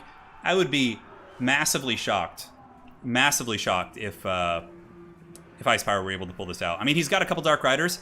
Skaven Chieftains are beast mode, though. And on top of that, there's Stormvermin Halberds piling in with more anti-large. And, these Dark Riders are giving some nice buffering to Marathi, but I think the Chieftains of Hadri's are going to be able to win this fight.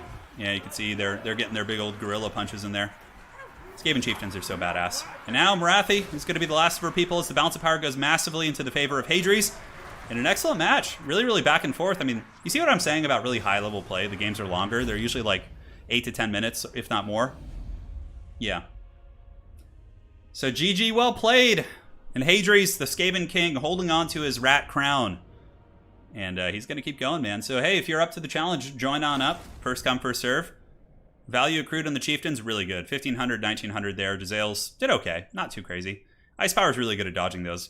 Bolt Throwers kind of got shut down too. Yeah, great game, man. Great game. That was excellent. All right, so updating the score. Hadri's, the Skaven king, will be advancing. Well, not advancing per se, but he'll be remaining on the hill with which the king lives. And yeah, GG, man. Is there a place to do a qualifier? Yeah, so qualifiers, Blake, are done through my Discord, and right now the season is over. Basically, we're in the grand finals now, but as soon as that's over, when the DLC drops, we'll be starting a new ECL season that is open to everyone. All right, we got Killerino, a mighty champion of Clan XMT. The Extreme Meme Team, as they're called. All right. Hadri says, thought I might regret not taking an airnet. Hello, buddy. Should be fun. All right, so let's pick a map. Let's do Troll Country. We've been doing mostly bigger maps. Or the Pillar of Bone. Oh yeah, the Bone Zone. Let's go. Bone Zone, baby. Hell yeah, dude. Samurai Warrior asking in chat, what are your hopes for the meta after the July 4th? I just hope the greenskins get some minor nerfs. Not like some bad that they're just unplayable and crappy, but just some minor nerfs for greenskins. And obviously, little tweaks here and there for some of the weaker factions. Because Creative Assembly has, for the first time, really had access to solid competitive win rates. They obviously have their own internal win rates for like ladder, which is really doesn't give you any good information because it's just kind of it can be a shit show. But they have the World Championship statistics for the first time, which really gives them a clear picture of who's strongest at the highest level, like true balance, right? So I'd like to see minor tweaks for factions that have really bad win rates. Certain abilities that are too strong, like Burning Head, I would like to see like cost increases to things like that. I think there's tons of stuff that you could do. Tons of stuff. And I'm hoping to see those changes. On top of that, like I want to see the Beastmen be functional and good. I'd like them to get some shine. They've been terrible for so long. Yeah, and anyways, earlier I was saying like Beastmen are funny because they've been terrible for so goddamn long in like everything. Beastmen was apparently terrible in Warhammer Fantasy 8th edition. They're terrible in Age of Sigmar. And they're terrible in not terrible. They're mediocre in this game. Not terrible. Hadri's. Picks 3. Advance 1. All right, so we're just setting up the players here. Was Grom the only legendary lord left for the greenskins in the tournament I'm running? No, we have Skarsnik and I think it's still in it, as well as Azag. I'm not sure. Grom got eliminated, actually. Do you have any insight on what CA plans for Game 3? Nothing that you haven't seen on YouTube, you know? Nothing that you haven't seen. I mean, obviously, my knowledge comes from the interview we had with them where we talked about, like, domination mode and things like that. But I'm hoping we'll get to see some domination mode, like, in the summer, like July or August. Did you ever watch the movie? Yeah, I've seen that. I've seen that movie. I'll tell you what, Bobby. Oh, god damn it, Bobby. I wish I could do a good hand kill. I think if I practice, I could actually do a good hand kill. Hadri's doing Tomb Kings, Wood Elves, and Empire and banning Bretonnia. And Killerino's going to ban Empire and pick High Elves. So we have High Elves versus either Tomb Kings or Wood Elves. Both of which are good matchups for the High Elves, I would say. Pretty cool. So Hadri's, I hope he goes Tomb Kings. That'd be fun to see. On a small map like this, Ushapti Great Bow could be very impactful.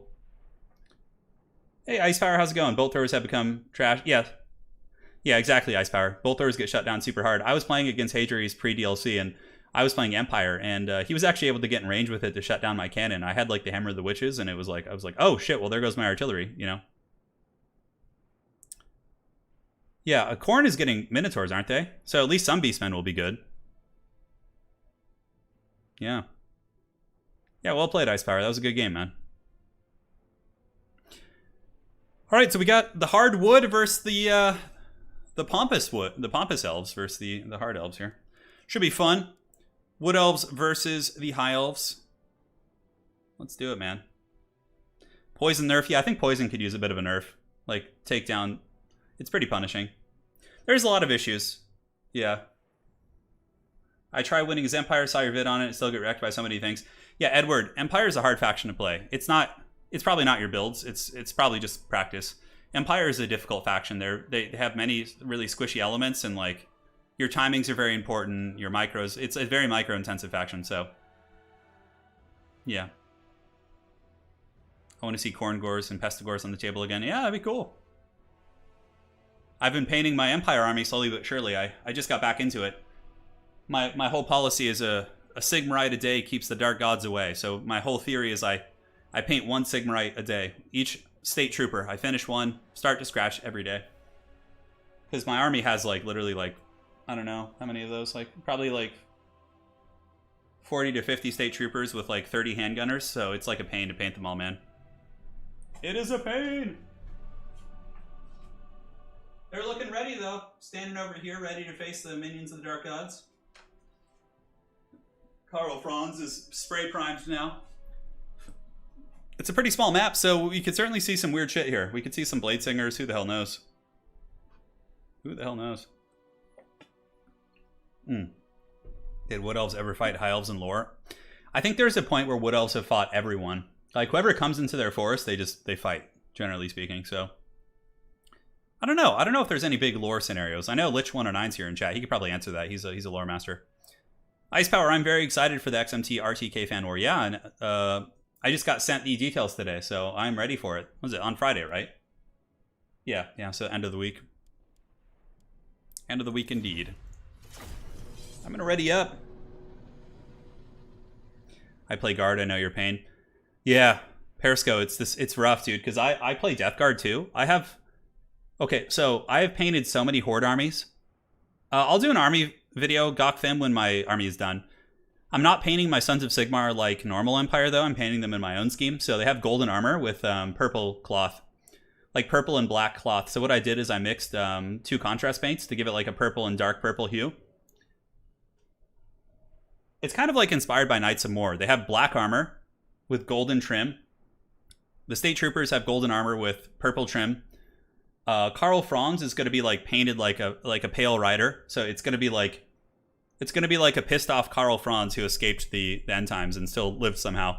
So he's going to have like Galmaraz. He'll have the same armor and everything, but his Griffin is going to have Deathclaw is going to be painted with gray and brown and black hues. So it's going to be more of like a pale rider type thing for Karl Franz, which is going to be cool. I want to have my own scheme, you know. I think that's something that's really fun. Misha says you could always give them to Lady Turin and watch the magic happen. Yeah, I don't want to inundate her with models though. I feel bad because she likes to work on her own art. Lady Turin is a far more talented painter than I am. Yeah. Yeah, it's kind of Knights of War inspired. Like my Demogryph Knights are like pallid flesh. They have like white flesh, like whitish flesh with black armor, gold trim, and then like purple like cloth. Yeah. Don't you struggle with the crappy GW metal? No, I don't actually. I've never had any problems with it. Like, for the silvers, it's really simple. I just use Leadbelcher silver. I slap a Nuln oil wash on it, and then I do edge highlights with Stormhose silver, and it's like perfect. And with gold, I do Balthazar gold. I wash it with Nuln oil, and then I highlight it with Gehennis gold, and it looks really nice. Yeah. Do you share a hobby with Lady Turin? Yeah, we both paint minis together. I mean, we do. We game together. We do all kinds of stuff together. She is the best wife I could ask for. Give Karl Franz, yeah, give him a big old bag of wine. I could. Yeah. That's pretty fun, Romulan. Don't give more Griffites. Yeah, no, my Demogryphs are painted like black armor, and yeah, I'm looking at them right now. They could use some highlight work. They're a little bit kind of bland in terms of color. Like, they need some like brighter colors to bring out the edges and stuff, but yeah. I have an Empire starting box, which is really cool from Warhammer Fantasy. And it has like State Troopers, it has a cannon, it has Reiksguard Knights in it, which is really cool. So I'm going to build the Reiksguard Knights and actually use them as proxies for Demogryph Knights in Age of Sigmar. Because they're so badass looking, the Reiksguard Knights. They really hold up well. So, yeah, super hyped, man. Super hyped. Yeah, Dan, Dead or Alive, probably by the time Warhammer 3 comes out, I'll do a full video all at once. I'll like actually record it and show you guys what the army looks like. It's not that nice. I'm not the best painter in the world, but it's you know, that's the cool thing about hobbying. It's like your own little paradise, you know. I'm proud of them. But it's you know, it's fun. Do you do any conversions or kit bashing? No, I don't, because it's hard for me with my stupid crippled ass hands to like really torque the models and, you know, cut things, and yeah. I would like to. Just make an Instagram and post your stuff. Lady Turin has one, but yeah. Karl Franz versus a peasant mob? Dude, he would tear them to shreds, bro. Come on now. Come on, you know the answer to that. But the Empire is always been my favorite. Like, ever since I would say Warhammer 2, I was like kind of on the fence in Warhammer 1, but once I really learned about the lore of the Empire, like, they were hands down my favorite. Always will be, probably, even with Kislev. Kislev will probably be one of my second favorites. I really like Kislev. But, you know, we have yet to see. We have yet to see. Like, Karl Franz and, like, all the characters, Gelt, Marcus, Toddy, like, the Sigmarites having to fight off, like, the vampire counts, the orcs, the beastmen. Like, I love all that, man. Yeah, I'd be down to do a painting video. It takes me about... To paint a single state trooper, I can probably do that in, like, an hour. They're very easy to paint. Especially if you use contrast paints, which I do. Yeah. The Gothic-style Empire models, yeah. I need to learn some new techniques. How do you sign up for one of these tournaments? Well, this one is free to join. Anyone can just sign up. There's an open lobby, and all you do is join. All right, guys, here we are. It is time. So for the forces of Killerinu, we got Silver and Guard, which are super good against Elves because of physical resist and also, or magic resist and high armor, excuse me. We got a bunch of archers, Lothern Sea Guard in the back, more archers, spearmen, and it looks like it is going to be an Archmage of Fire for Killerino. Now, for Hadries, we got a massive vanguard of Dryads. Oh, yeah. Mel Gibson also. Branch Wraith. And we got a bunch of cavalry. Wild Hunters of Kernus, Sylvan Knights, Great Stag Knights here. Great Stag Knights here. It's going to be the triple Great Stag Knight with the Wild Hunters of Kernus. Holy shit. So hyped. And Killerino coming in with an Archmage of Fire. So, Burning Head's really good here. So is Flaming Sword, and looks like the Embrace of the Frozen Heart are also here. Dude, this is going to be awesome. Get hyped. Get hyped. I'm so pumped for this right now. Hey, Hank, take care. Get some rest. Very, very aggressive Vanguard. Honestly, as far as armies go, like, this army's probably, like, a little bit stronger against what you see here from Hadries, but Hadries is going to have the advantage of getting a big jump here and potentially collapsing the archer line very quickly. And we'll see if Killerino's micro's on point, if he can actually maneuver his forces properly to defend this massive Vanguard. Hadries, though, going to go out on by the sword here. Win or lose. A man of the people. Jonathan apparently predicted this. Oh, all right. Ice Power says that you can stay, Hank. It won't be longer than 45 seconds. You'd be surprised. Lothern Sea Guard can take some time to work down. Race to the Frozen Heart moving in. Unfortunately, the Silver and Guard will trade super efficiently with them. But here it comes. Spearmen are moving. Spearmen pulling up. Okay, pretty good micro from Killerino so far. He's managed to get a couple spears in position. What you really need to do is pull your archers back behind these spears and just reform ranks completely. We get Great Stag Knights with the Horn of the Wild Hunt sounded, so their charge bonus is 113. Oh my god, and look at them melt through the Lothern Sea Guard with that charge bonus. That is so erect. We get the Great Stag Knights moving into the archers as well, and look how quickly those Lothern Sea Guard were busted up by the Great Stag Knights with the Horn of the Wild Hunt. Dude, that is so cool. So, looking like Hadries is really in a dominant position. The charge bonus from the Horn of the Wild Hunt allowed him to bunker bust units, which normally he would really struggle with.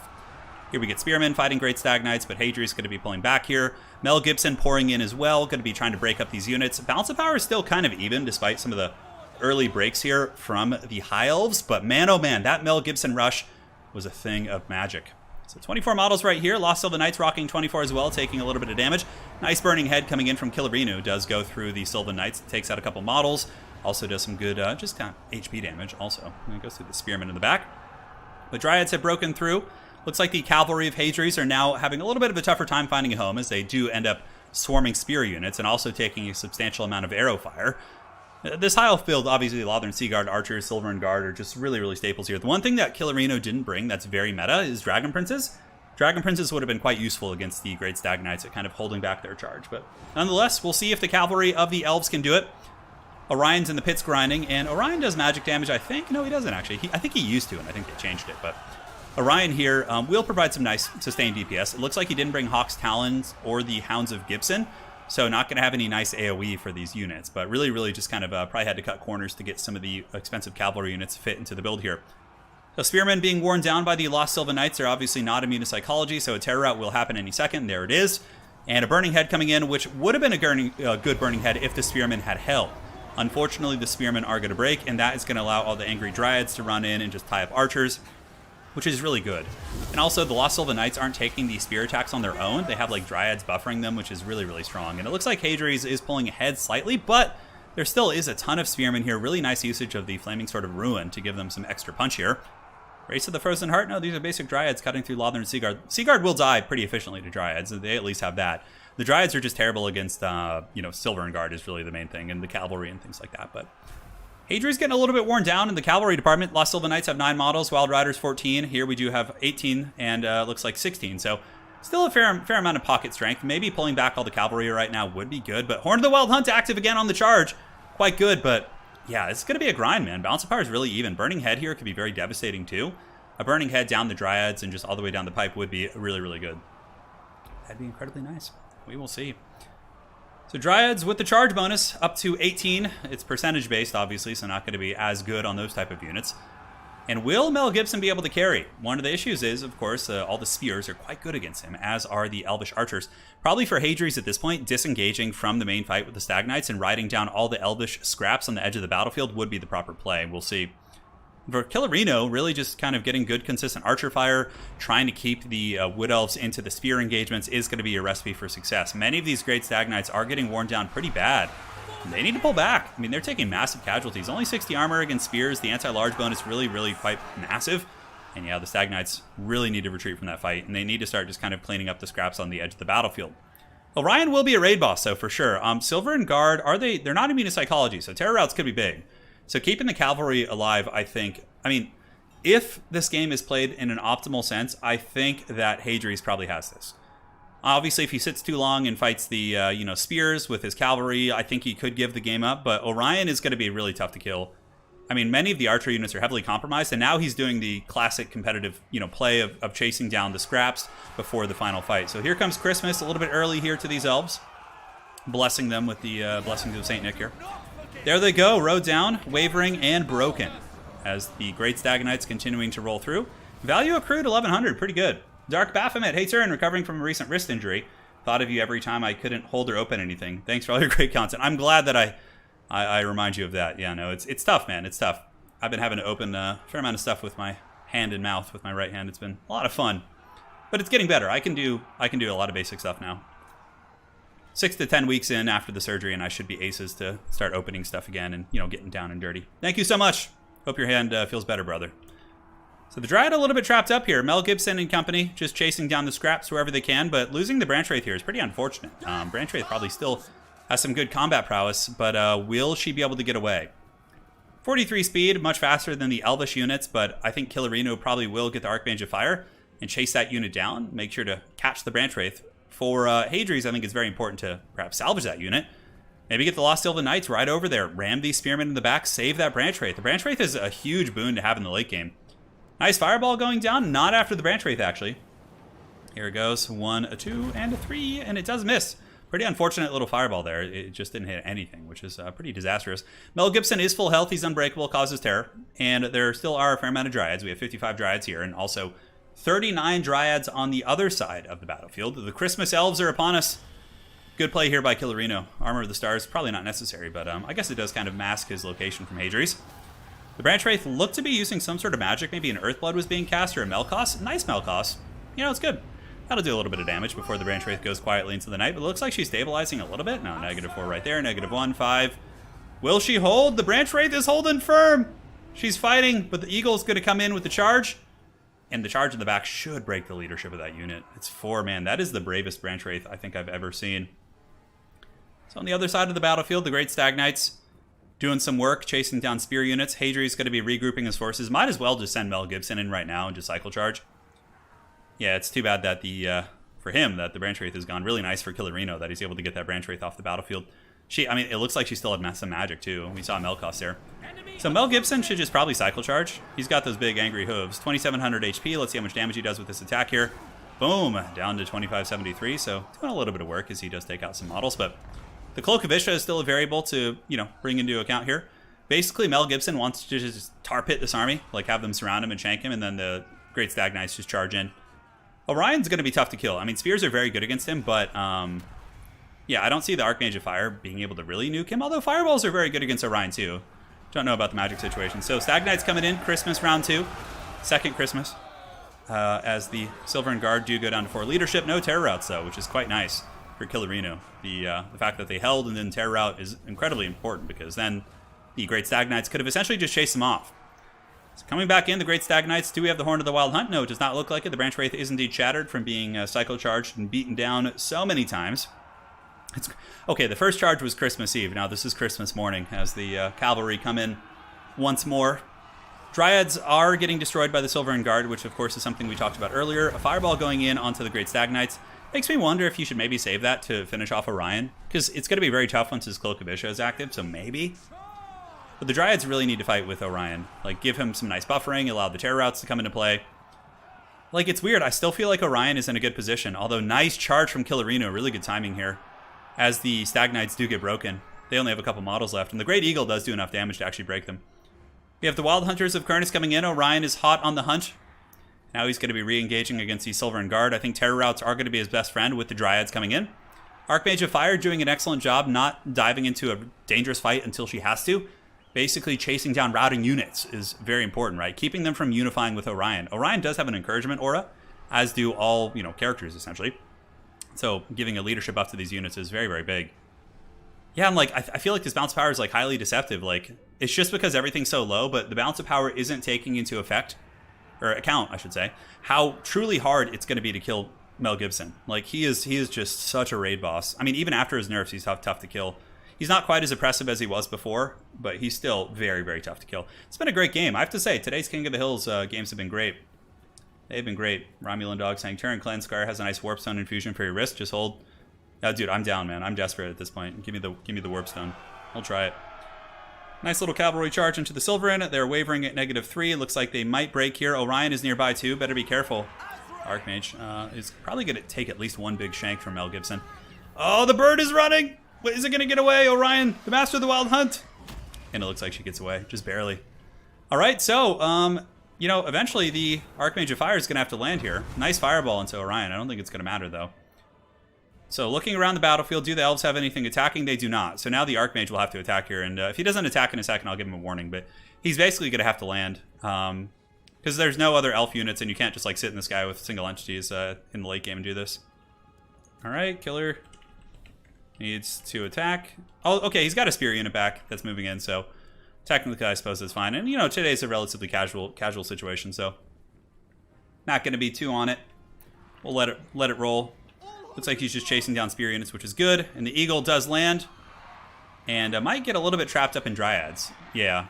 Orion's just going to give the dirty here. Oh my god, look at this. Just anti-large, 517 weapon strength. He's a demigod, although he's a little bit trapped. It looks like his Dryads are blocking him from attacking, which is really, really strange. Look, like you see he's like trying to attack here, but he just can't because of the Dryads. It's very buggy.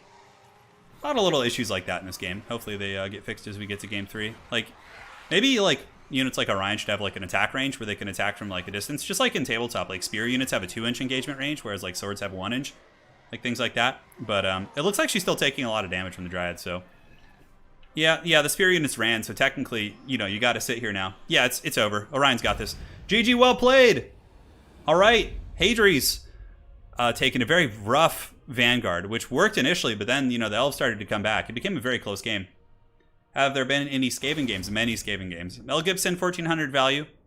16, 800 on those, and 1,500. The Cavalry of Hadri's did well. The Dryads obviously probably struggled a little bit. No, actually not bad. 1,000, 600, 800. Wow, like almost everything in Hadri's army paid for itself. Silverin Guard probably did good. Yeah, look at this. 1,400, 1,400, 1,200. Silverins were just MVPs, as they always are in that matchup. But in the end, your boy Hadri's, the king of Skaven, will be maintaining his crown. All right, GG, well played. GG, well played. All right, Prague is the next map. Gonna do some stretches real quick. Yeah, Hadri's has won 3 games. Killerino saying was close and a surprise at the beginning. Anyways, good luck, have fun. All right, who's joining next? Those were some formidable spears, to say the least. With 4 Dryad blocking my 10-foot body and 6-foot spear, I know. It's kind of funny, isn't it? It is kind of funny. Got a 40k game tonight playing my Death Guard, my local store. Togs, thank you so much for the donation. Thanks for the great content. You're a great presenter. I never have to worry about some random hateful message, and you are somehow so measured and yet so spontaneous and funny. It's a rare gift, and you should be proud. Thank you, man. Some very generous words. And we're here to stay, brother. We're gonna keep this train rolling for quite some time. The good times shall commence. I know it's been a little bit slow lately on the channel. You know, it's kind of a downtime in terms of the DLC and, you know, new stuff and meta and all that, but don't worry, it's going to pick up. Thank you so much, Thorn, for the donation. Pineapple played some great games. Yeah, Pineapple won 2 in a row. Now we got Dino Mike, baby. We got Magic Mike in here. So we'll see. Hadries will do his pick 3. We'll see what the great Skaven King has got in store. Playing very, very well today. Yeah, Wood Elves are a good faction, for sure. I wouldn't say they're as strong as Greenskins. I think they have like a 50% win rate, which is pretty healthy. They're in a good spot. You want to see the skeletons? I don't think Hadries plays undead, really. Like, Hadries was one of my... When I was playing in, like, tournaments and was playing competitively, Hadries was probably the person I practiced with the most. He was, like, my sparring partner, and he almost never played undead, like, ever. I can't even remember the last time he played. I think he played Vampire Counts to like help practice a couple times, but I don't think it's something he plays a lot. Yeah, I'll get back to the Dreaded Haggard podcast. I will, yeah. I will. All right. So Hadries will pick his 3, and we'll get this party started. We will get this party started. What does CC stand for? Probably close combat. Is what they're referring to, perhaps. I'm not sure. Or closed captioning. If you're talking about television and all that good stuff. Hadri's doing Empire, Lizardmen, and Chaos. And he bans Dwarves. Yeah. Which is smart. Dwarves are pretty good against Lizards and Empire. And Gyrocopter Cheese can be good against Chaos. So banning Dwarves is good, I would say. Is there anyone from Mariusz asking, is there anyone from the Netherlands in chat? Yeah, I'm sure there is. Oh yeah, definitely. We got a pretty diverse community here.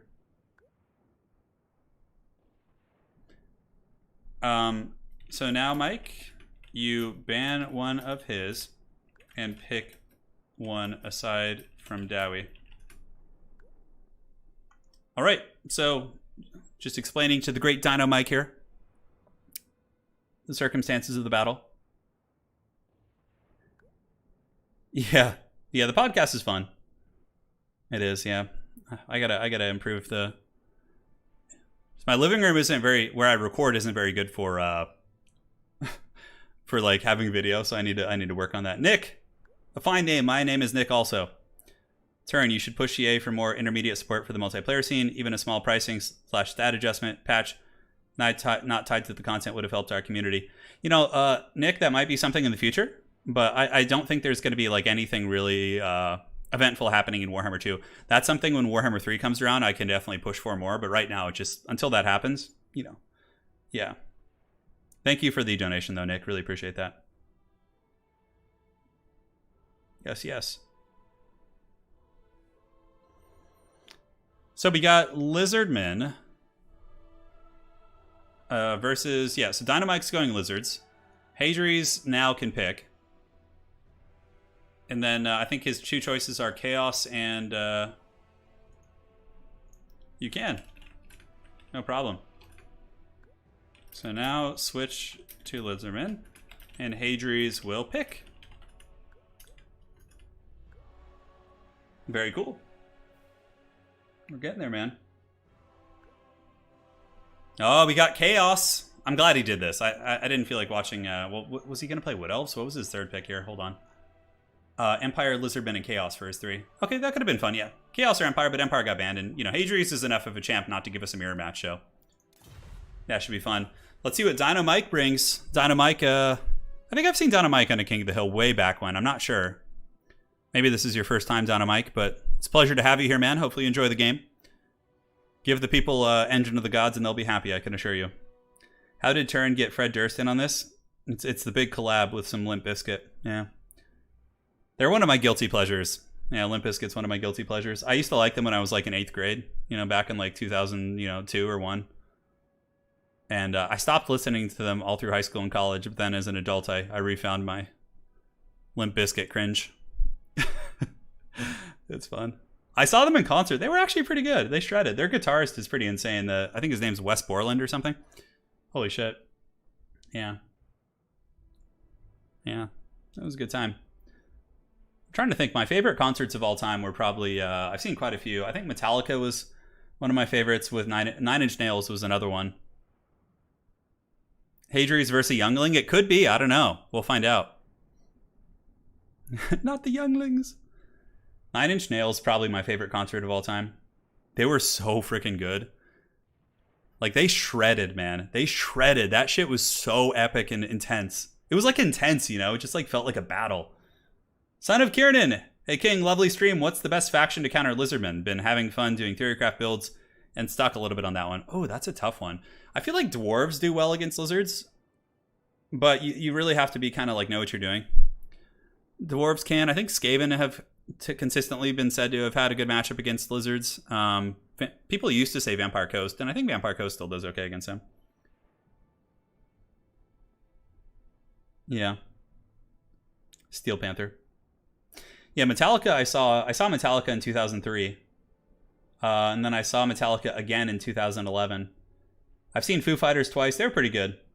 I enjoyed Foo Fighters, but like there was like when I saw Nine Inch Nails, it was almost like an otherworldly experience. How intense it was, and like the lights and like just like the just the grungy nature of it, man. It was like an otherworldly experience.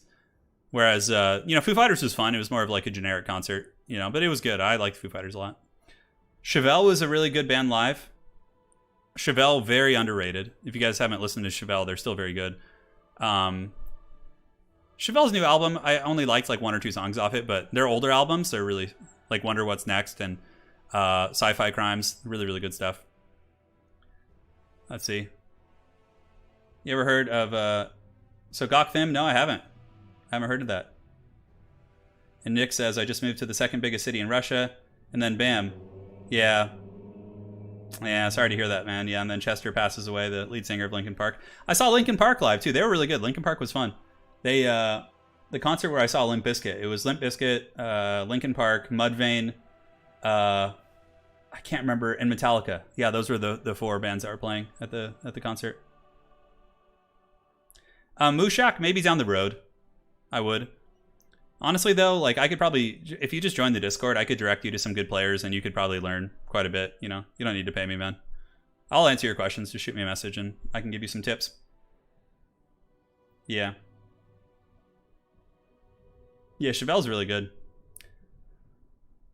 I always wished I could have seen Chris Cornell live. That was one of my biggest regrets. Oh, I would have loved to have seen Black Sabbath. I really like them. Like Children of the Grave, Paranoid. Black Sabbath by Black Sabbath has like one of the most epic endings ever. So if you guys look up the song Black Sabbath by Black Sabbath, it's like their self-named song. You can like, the beginning of the song is kind of slow and ponderous and fun, but when you get to the end, it just has this like epic solo. It's like so intense. I always was really sad that I didn't see what's it called? Chris Cornell live though. Like Soundgarden is one of my favorite bands of all time. And I love Audioslave. I really wish when I was younger I had gotten a chance to see Audioslave. Because Chris Cornell's voice is insane. Like what he's able to do. To answer your question about is Kislev Poland or Russia, says Ryan.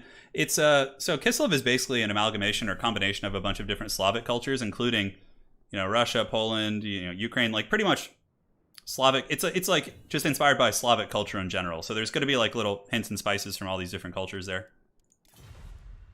Yeah, there are many great Slavic countries. Turin Metallica cover spinoff channel. Unfortunately, I'm not a good singer. AC/DC, man, I love AC/DC. For those about to rock, we salute you. That's like my jam. When I used to have like a football game or something, I used to put that on to the headphones. Thunderstruck is amazing. Yeah, dude. Oh. I know, Misha. He's one of the few singers, Chris Cornell, that like actually sounds just as good live as he does on his recordings. Like, most of the bands you see, like, it really sounds quite a bit different in person. But he oh yeah, Stained was fun. I remember Stained. Yeah. Aerosmith would have been fun too. I love me some Aerosmith.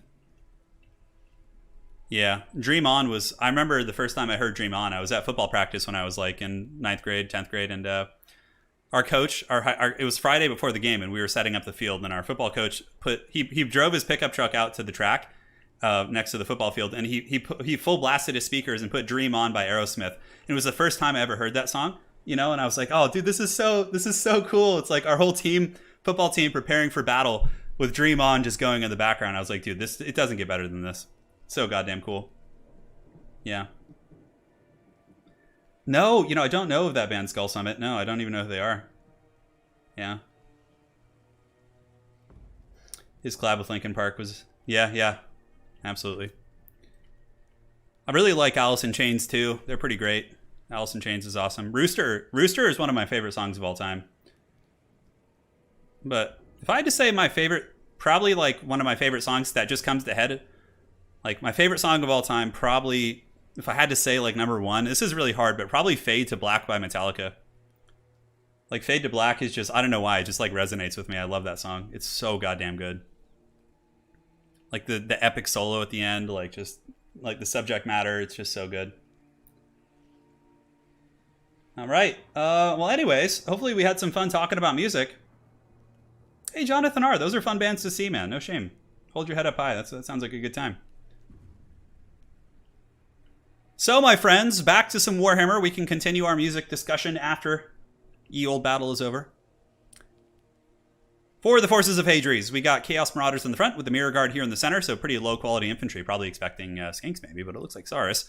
We got Chaos Warrior Halberds, we got Prince Sigvald in his glorious shiny armor, Chaos Sorcerer of Death, and up in the sky we have Chaos Feral Manscores, we have 2 of them, 4 Marauder Horsemen in the back, and on the far side we do have some Hounds as well. Yeah, I like some David Bowie. I'm not like a huge fan, but a couple songs I enjoy. Yeah, Nutshell's really good. Alice in Chains, 100%. Down in a Hole is a really good one. I like some Pearl Jam too. Sorry, you guys got me. My brain is just running with music now, so it's hard to focus. But Pearl Jam is good. My favorite Pearl Jam song is Black and then Yellow Ledbetter. That song is great. I don't like their like more rock and rolly songs, but yeah, those ones I really like. All right, so we got Dino Mike here. Some people saying he might be a youngling, but we'll find out.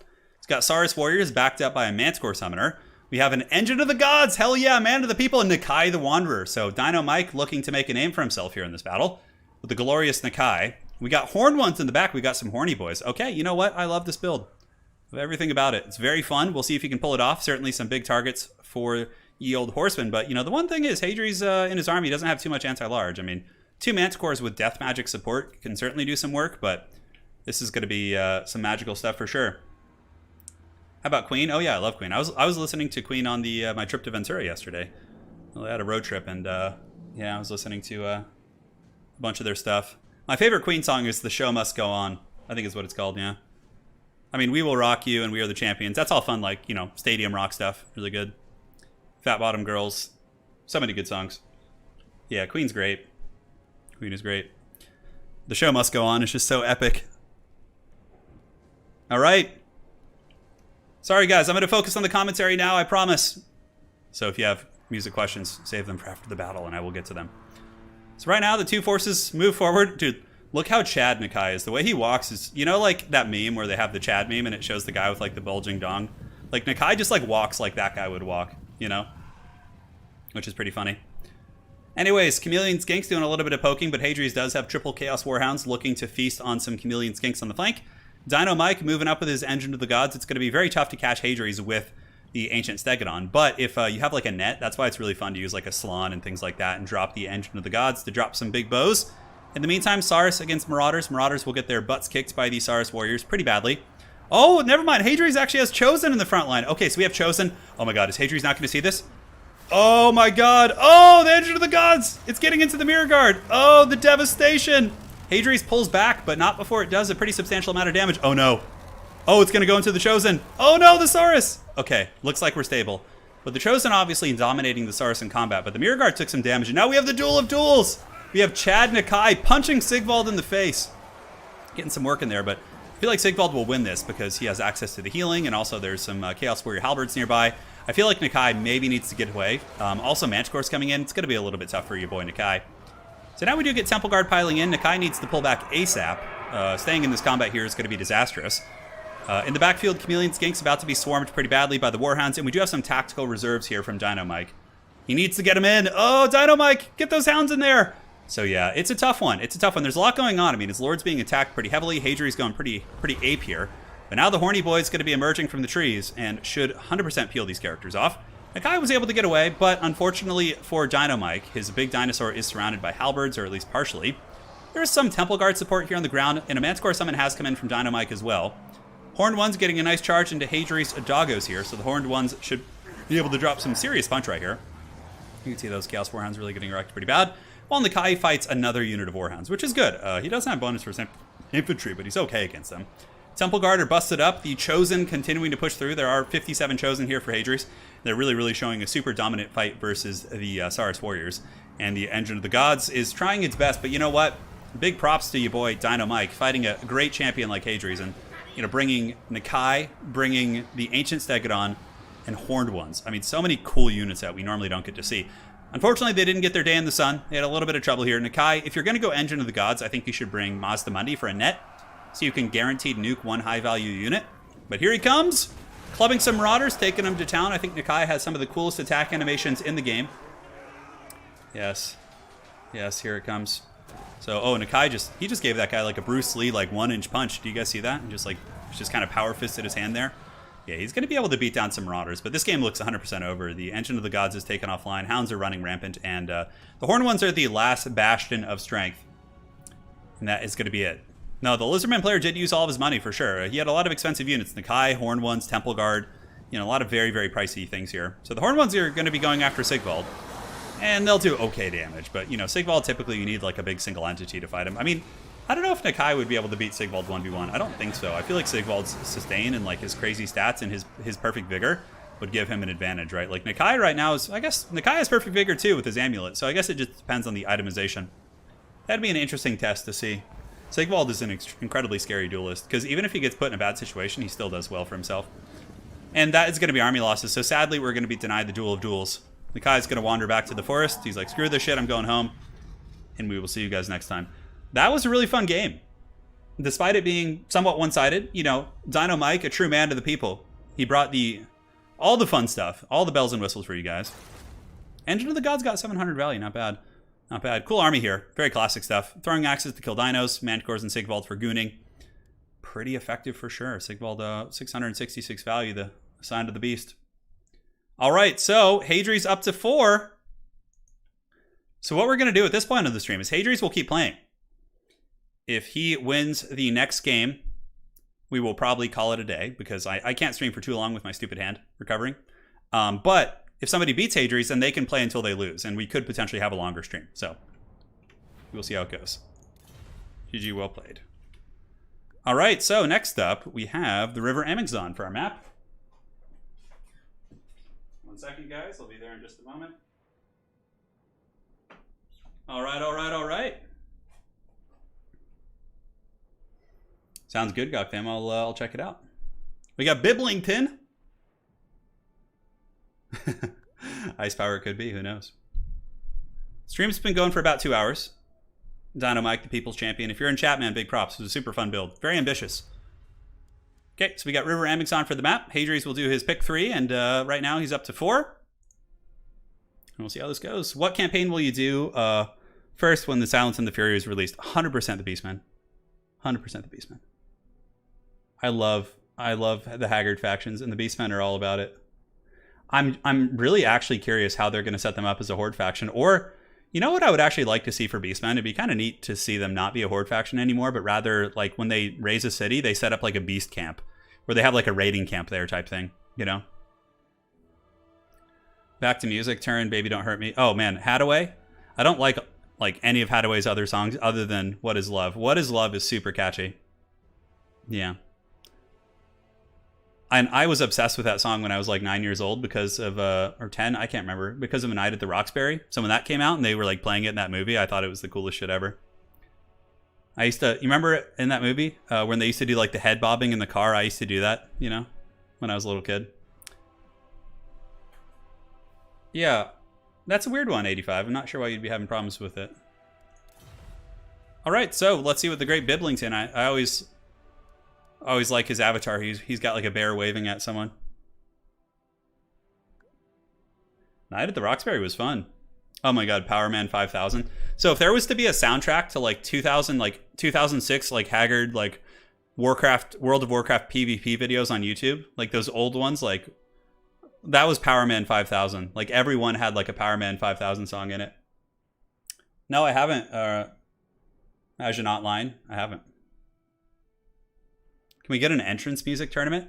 Arthur, I'd love to. The problem though, Arthur, is that YouTube will karate chop my stream if I play any copyrighted music. Like even if it's for more than like 3 seconds, they'll actually terminate my stream. It'll turn the stream off and give me a warning. Yeah, I've had that happen before, where I accidentally opened something, like a link that somebody gave, and it was just a link to like something on Facebook or something, and it like there was a video playing in the background, and it like karate chopped my stream. So yeah. Jonathan R says, I played Aerosmith. Don't want to miss a thing for my girlfriend at midnight outside her window on our anniversary back when we were in high school. Dude, that is some legendary shit. Hell yeah, Jonathan. That's like stuff that you tell your grandchildren, and they just won't get it, but like you'll know how epic that was. Brings me joy to read that. Very, very cool. Ventrilo. Oh my god, Ventrilo was... Dude, 2006, 2007 YouTube was some wild shit. I wish I had started it back then. I would have loved to have done it, Yeah. Oh, Misha, this was like a year ago. It was one of my friends. He just sent me a funny video, and I just like clicked it while the stream was like loading. Like it was like pre-stream, and then like it like it didn't occur to me that it would be an issue, but yeah, it was like playing some copywritten song in it or something.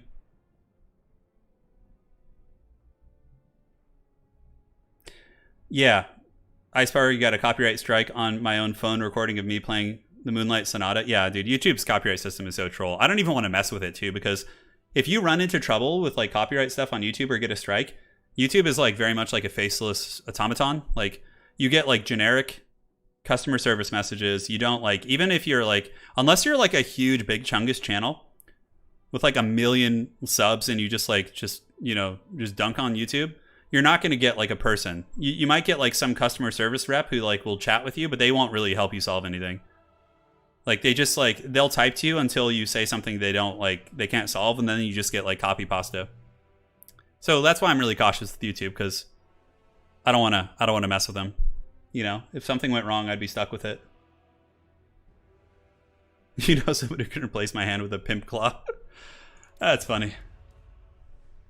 All right, so we got Skaven versus Chaos here. I love this matchup. It's quite a bit of fun. Adries and I practiced this one quite a bit back in the day.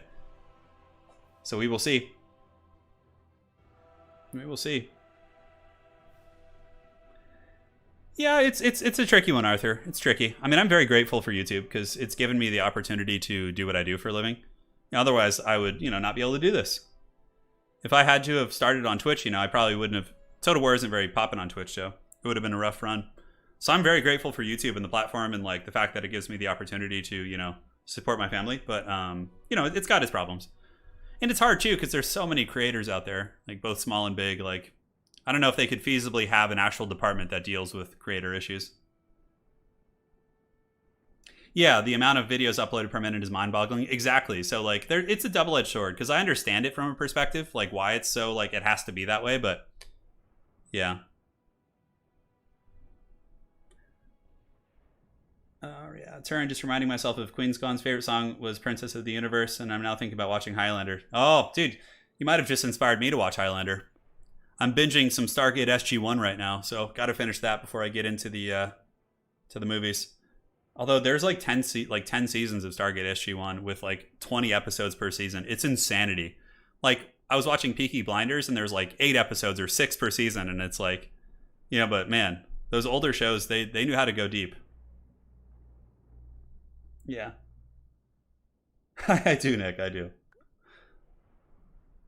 My hand isn't like crippled enough to the point where I need to get like, my hand replaced. And it is getting better slowly but surely. So eventually I hope I'll be able to do everything I want to do again. So we're on the path to recovery now, which is good. Optimus Pine just did a test. I did a live test on 1v1 with all items. Nakai beats Sigvald, but just barely. Yeah, and Sigvald probably costs like 700 less than him. And plus he has the sustain, right? Oh yeah, J Phoenix, I agree. If you had an entrance song for Total War games, what would it be? Oh, dude, Arthur, that's a really tough question. Holy shit. Because an entrance song is very different than like what I would listen to hype myself up, right? An entrance song has to have like an appeal to the people watching also. Oh my god, what would we do? An entrance song. All right, quick question. What would be, if you guys were tournament players in Total War and you got to have an entrance song every time you played, what would it be for you all? I'd be curious to see. Oh man. Oh, I know what it would be. It would be the Freebird solo from Leonard Skinner. Yeah. So the song Freebird, not the beginning, but like I would have my walkout. You know the part right before the epic solo kicks in? It would be that part. And then I would just walk into the Leonard Skinner Freebird solo and it would just be super epic. John Cena song? Oh my god. The Shrek song. Oh, Dragula by Rob Zombie. Dude, I love that. That's so good. Yeah. Hell yeah, man. All-Star by Smash Mouth. Pretty good. Immigrant song is great. Dude, you guys are killing it with these suggestions. Back in Black is amazing too. Yeah. I mean, come on. Milkshake would be your entrance song, says Romulan Doug. Who let the rats out? There's so many ideas. Yeah, you guys are all killing it. I'm reading all these right now. Closer by Nine Inch Nails. Yeah, you'd have to probably censor part of that.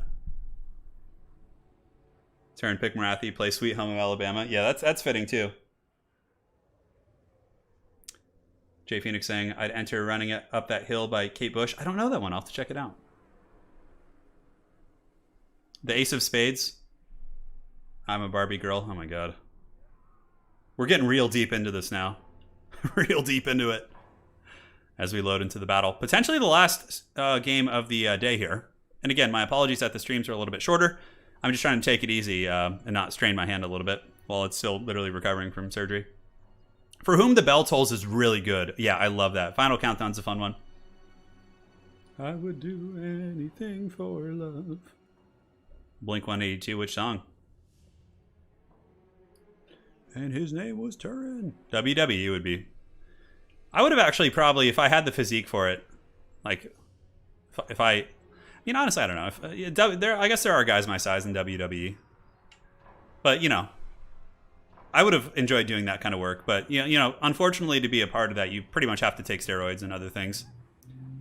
Like, all these people, like, you know, Dwayne Johnson and John Cena, like, all those guys take steroids. And then in their interviews, they're like, no, of course not. I eat broccoli, rice, and chicken. And that just makes me, like, a massive vascular monster. You know? And I'd be a little bit too nervous to do that. Battle tutorial. As a new content creator, it's really hard to find a really unique niche as well. Legend has cheese, you with multiplayer error, line let's play, so I've found my place. Yeah, thank you so much, Battle Tutorial. Now, my advice to you, probably the best way to, I would say for newer channels to get going and like something that generally does quite good consistently is guide videos. Like guide videos are something some people do them, but like in-depth guide videos on like the mechanics of games and things like that is a really, really strong place to start because not a lot of people do them, like good guides. Yeah. There you go. Romulan Dog Purifier. Same with yeah, oh yeah, for sure. Yeah, they're all, a lot of those guys are on the gear and the juice, as they call it. All right, my friends, back to the game. Let's do it. Let's have some fun. For the forces here, Biblington, we got Chaos Feral Manscores, double spawn, backed up by Chaos Marauders, which I like. I really like the inclusion of a couple great weapons, just in case there's Council Guard. Having these is quite nice. Danger Cat, I'm dying for another magic stream. Okay, I got you. I'll get a magic stream for you this week, no problem. No problem. Then we do also have Prince Sigvald the Magnificent, Chaos Sorcerer of Fire, and a bunch of Marauder Horsemen up in the trees, backed up by a couple Warhounds. This is a really nice army. It's got all the staples that you need to deal with Skaven. This army essentially is just going to be coming down to execution and tactics and, you know, who gets the better engagements. So for the forces of Hadri's, yeah, I figured Hadri's would do this. This is why it's good that Chaos brought great weapons, right? So here we do have Storm Vermin with Sword and Board. We have Deathglobe Bombardiers. Oh, I love the Deathglobes. Mortar Teams. Slingers and Skaven Slaves. Storm Vermin in the back. A Grey Seer Plague. And it looks like Double Chieftain. I love this build because Double Chieftain can beat the brakes off Sigvald. Storm Vermin will dominate basic Marauders in the front line as well as Forsaken. This is a really, really cool build by Hadri's. I love the prevalence of the Storm Vermin, which ever since the Skaven Slave nerfs have actually made a bit of a comeback in the meta. So this is a very, very exciting build. And I actually think it could work with proper execution. I really do. I really do. So Mortar Fire going in. Immediately going to be going after whatever it can tickle. The main thing for Hadri's is actually to kill the Great Weapons. So you want to be hitting the Chaos Warrior Great Weapons on both sides. They are the main curse because Chaos Warrior Great Weapons will 100% dominate the basic Storm Vermin. Like really, really one-sided. And the Halberds too, right? So Hadri's does have Wolf Rats in the trees. It looks like they're actually going for it, which is a little bit risky. Like Chaos could probably turn around with their sheer numbers and beat down these Wolf Rats. But Hadri's nonetheless just gets super aggressive here onto Biblington's Horde. And now the Chaos Hounds probably should be countercharging as well as the Horsemen. Two Chieftains looking like they want to come out here as well. But yeah, these Wolf Rats should end up paying the price. Looks like there's going to be some magic going down here as well. I'm not sure. Is that going to be a... Oh my god, the dreaded 13th spell already from Hadri's. Wow. And that does save the Wolf Rats and breaks both of the Hound units. Not the craziest dreaded 13th spell, but he might as well use it early, get it out there, and, you know, essentially get both these Hounds off the battlefield because now the Wolf Rats can chase them both off. So, you know, at the end of the day, I think that was worth it. Here we do have the Chaos Marauders pushing out. A Burning Head going into the Storm Vermin, but they're able to dodge it. Nice reaction there by Hadri's. Only loses 2 Storm Vermin, about 20% HP on an overcasted Burning Head. And the Storm Vermin, now they got their sword and board up for the Council of 13. They are ready. They are going to be getting charged by the Chaos Sorcerer. We got some Chaos on Chaos action as the Marauders prepare to engage these Armored Rats. We'll see how effective that fight goes for them. Both Manticores for Biblington are jumping in on top of the Poison Wind Mortars and doing their best to kind of bring them down. But all the Slingers can probably switch onto the Manticores, which would be a good call. Deathglow Bombardier Fire, very nasty here. Peppering into the spawn as well as the Chaos Marauders. And now it looks like there's going to be a Clan Rat summon to stop the wound here in the Skaven formation and block up the charge of those Chaos Marauders. But the two Manticores kind of rampaging. Aside from these Storm Vermin Halberds, doesn't seem to be too many great tools. And Hadri's, unfortunately, with some tactical reserves, it looks like he's kind of forgotten about the Chieftains. I was looking at his army, I was like, I feel like something's missing to kill those Manticores. But now the Chieftains have returned. It's not like it's too late, and the Storm Vermin are actually holding very, very well. You know, holding back the spawn as well as the Chaos Marauders. A nice little Scorch going down, and a Burning Head appears to be going down on the Storm Vermin. That could be a really good Burning Head because it'll break their leadership too. And will it hit the other unit? It might. Storm Vermin holding back on all fronts except here where the Burning Head just did eviscerate their ranks. In the back, the two Chieftains. Man, Chieftains are just so good. Look at this. Getting in there and just beating down these Manticores. And Manticores have kind of been the scourge of Skaven for a long time, right? Like everyone, their mom and their dog and all these different things are using, you know, Manticores against Skaven. They're just really good. They're cost effective. They hit hard. They cause terror. They're cheap. But I think Skaven players should adapt by mixing in the Chieftains. It gives you an actual single entity that's not that expensive, not as slow as the Helped Abomination that can fight against the Chaos Feral Manticore. And look at this. Manticore's just getting absolutely destroyed. Now the Grace here making its way over towards Sigvald. The other Manticore has come back, but some of the Slingers are throwing down there. Globadier Fire, nasty Globadier Fire into the flank of those Chaos Warriors. And now we get the Sorcerer of Fire getting ready to move in there as the spawn also pile in. But the double Chieftains coming to Skaven Pound Town. Maybe I need those kind of hands. I need Cleanse Scar to hook me up, or Molder or whatever, right? With those big claws. Getting in there and just punishing that Chaos Sorcerer. Looks like a Burning Head is going to be going down the ranks of the Skaven Slaves again. Might get into the Storm Vermin here, but it looks like Hadri's able to dodge that. Biblington, got to be careful. His Chaos Sorcerer here is in a little bit of trouble. Sigvald is being quite a persistent threat, though. He's just slowly grinding down the Deathglow Bombardiers. We'll see where the Chieftains decide to go. Manticore coming in the back and jumping on top of the Grey Seer. Oh, this is really nice for Chaos, though. They actually have a ton of Marauder Horsemen here, which can put some hurt on the Chieftains. Chieftains, of course, do have what's it called? The armor. They have 70 armor, so they're somewhat durable against things that aren't throwing axes, essentially. So Manticore rampaging onto the right target. So oftentimes Manticores will just cackle and rampage into spear units and be useless, and it'll be very frustrating. But in this case, the Manticore actually gets a good rampage and is rampaging on top of the Grey Seer. While, oh, the dreaded 13th spell is here, and the Chaos Warriors get nuked by it, and now they have to fight a bunch of Storm Vermin. Okay, things are getting a little bit spicy here. But the Chieftains got to be careful. Sigvald will be able to do a number on them. If Sigvald was alone 2v1, he might lose it, but with Chaos Warriors nearby, where he can kind of slip his pickle in there and slowly grind those guys down, it's going to be a little bit tougher for the Chieftains. But there are Storm Vermin nearby. Storm Vermin should be able to pile in and help. We have more natural Storm Vermin, and this Chieftain is able to escape. Coming in with the overhead steel chair on top of the Chaos Feral Manticore, negative 16 leadership. And that Manticore, is it going to stabilize? No, it's not. It gets punched by the other one. The brothers something. I got to think of a fun name for the double chieftains. The brothers Skaven. I don't know. You guys help me out here. Think of a fun name for those. If not, I'll come up with it after the stream. I'll just sit there pondering. So with the Manticore going down, I think Hadri's has kind of asserted dominance here in this game. Now his two chieftains probably going to bounce out, be able to hunt down that Chaos Sorcerer. There's a lot of Skaven armor left on the battlefield, and with the two chieftains here, there probably is enough to actually deal with, Sigvald. That's always the question. Can you deal with Sigvald in the late game with Skaven? Oftentimes you will run out of steam, and he'll be able to grind you to dust with his obviously more or less unbreakable nature. He's not actually unbreakable, but he's got like 100 leadership. Let's look right now. Yeah, Sigvald's at 87, and he's like, been fighting this entire time.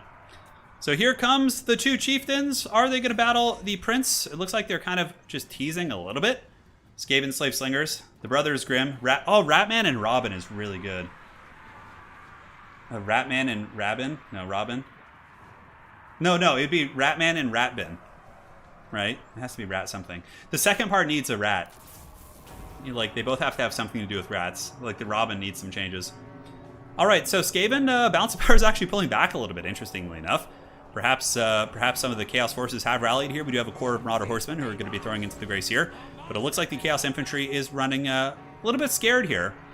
The two chieftains really need to try and get that Chaos Sorcerer, but Biblington has been doing a good job being very elusive, just kind of riding about, dodging many of those shots. The Brothers Screech, that's good too. I like that one. I'm going to come back. The Brothers Scurry is also very good. Ooh, that one's really good. Ratman and Rabid. Oh, Ratman and Rabid. Holy shit, that's really good. Ratman and Rabid. Oh, that's funny. Okay, I'm going to come back after the stream's over and take a look at some of these, and we'll try and use them. Yeah. So funny. Ratman and Rodent, Ratman and Mycerin. Yeah, there's some aces. You guys are real creative, man. So Bounce of Power, still, Sigvald's carrying it. That Sigvald is so hot right now. It looks like the Chaos Sorcerer is going to be dropping a Fireball, which is quite good. 70 armor will mitigate some of the damage, but here it comes. Oh, the Fireball goes, but was it worth stopping and being taken to Pound Town by these two chieftains? They have 60 speed. The Sorcerer has 83, so it should be able to get away, but I think that was a little bit of a blunder. Probably should have created more separation before using the Fireball there, because now the Chaos Sorcerer is going to be getting hunted pretty good. There you go. And I think he's probably going to get killed here. If not broken or shattered. Yep, the Body Slam coming in. The other chieftain comes in with the Mike Tyson left hook. 179, negative 56. That character is gone. So what does Chaos have? You have some Marauders on the low ground. Prince Sigvald just chasing. Oh my god, this is such a classic Sigvald game. Just going after that Grace here. Now the two chieftains are going to have to come. Basically, what you want to do in an ideal situation is surround Sigvald with like Storm Vermin and like other just trash units, basically. And then from there, you just cycle charge with the chieftains. That's your best recipe for success. Globe of Earfire throwing in, still actually doing some good damage against some Marauders into the later stages of the game. Come on, give us the 69 kills. And the Sorcerer is broken, and now it's basically just a Sigvald grind. Ratman and Rodent. Yeah, there's a lot of good ones. Ratman and Rodent is good. Perhaps we'll have to put it to a vote. I feel like there's so many great names here. We're struggling. Yeah, Chaos has nothing left except Sigvald, but he doesn't give a shit. He's fresh, he's extra slippery, and he actually has Heroic Killing Blow. So he's gonna be able to push back many of these threats, doing a big chunk of damage to those Storm Vermin, but I don't think there's any chance for Biblington to win this. Pinky in the Brain. Oh, that's good too, but unfortunately neither chieftain is smart. I think chieftains aren't like the most intelligent. So, yeah, I don't know. Sigvald is not as bad as Grom, no, he's definitely not. Grom the Paunch is like this, but mobile. Mobile, regenerating. Obviously, Sigvald is too, but he's mobile. He has really good activatable items, which allow him to punch way out of his weight class.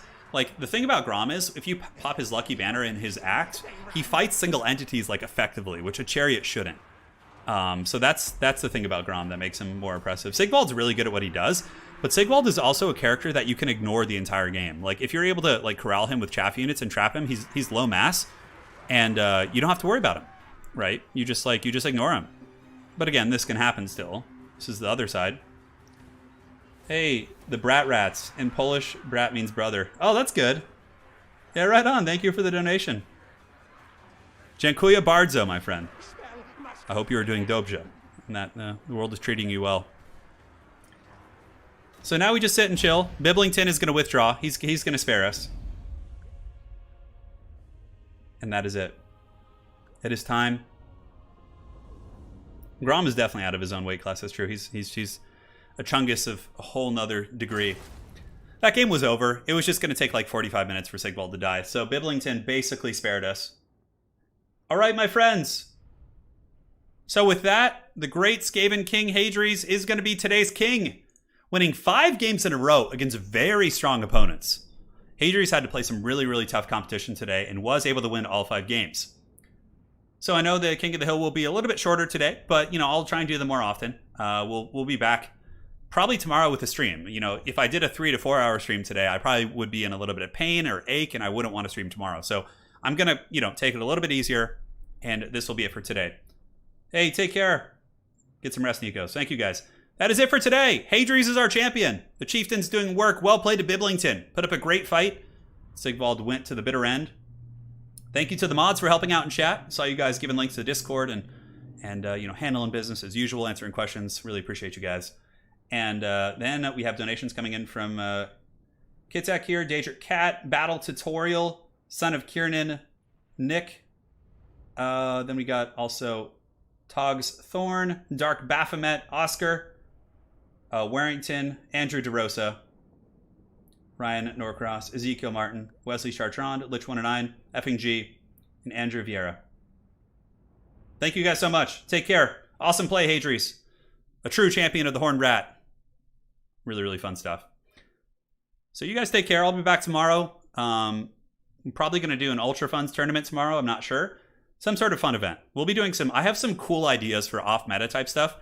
Another one I want to do is a team tournament where we get like 4 teams over the course of like a couple streams. And we do 2 best of 3s, 1 2v2, and 1 3v3.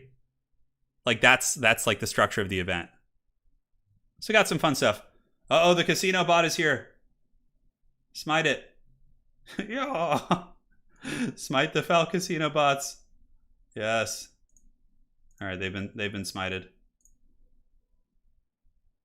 All right, guys. Take care of yourselves. Thanks again for watching. Sigmar bless. And that is it for today. Cheers, guys.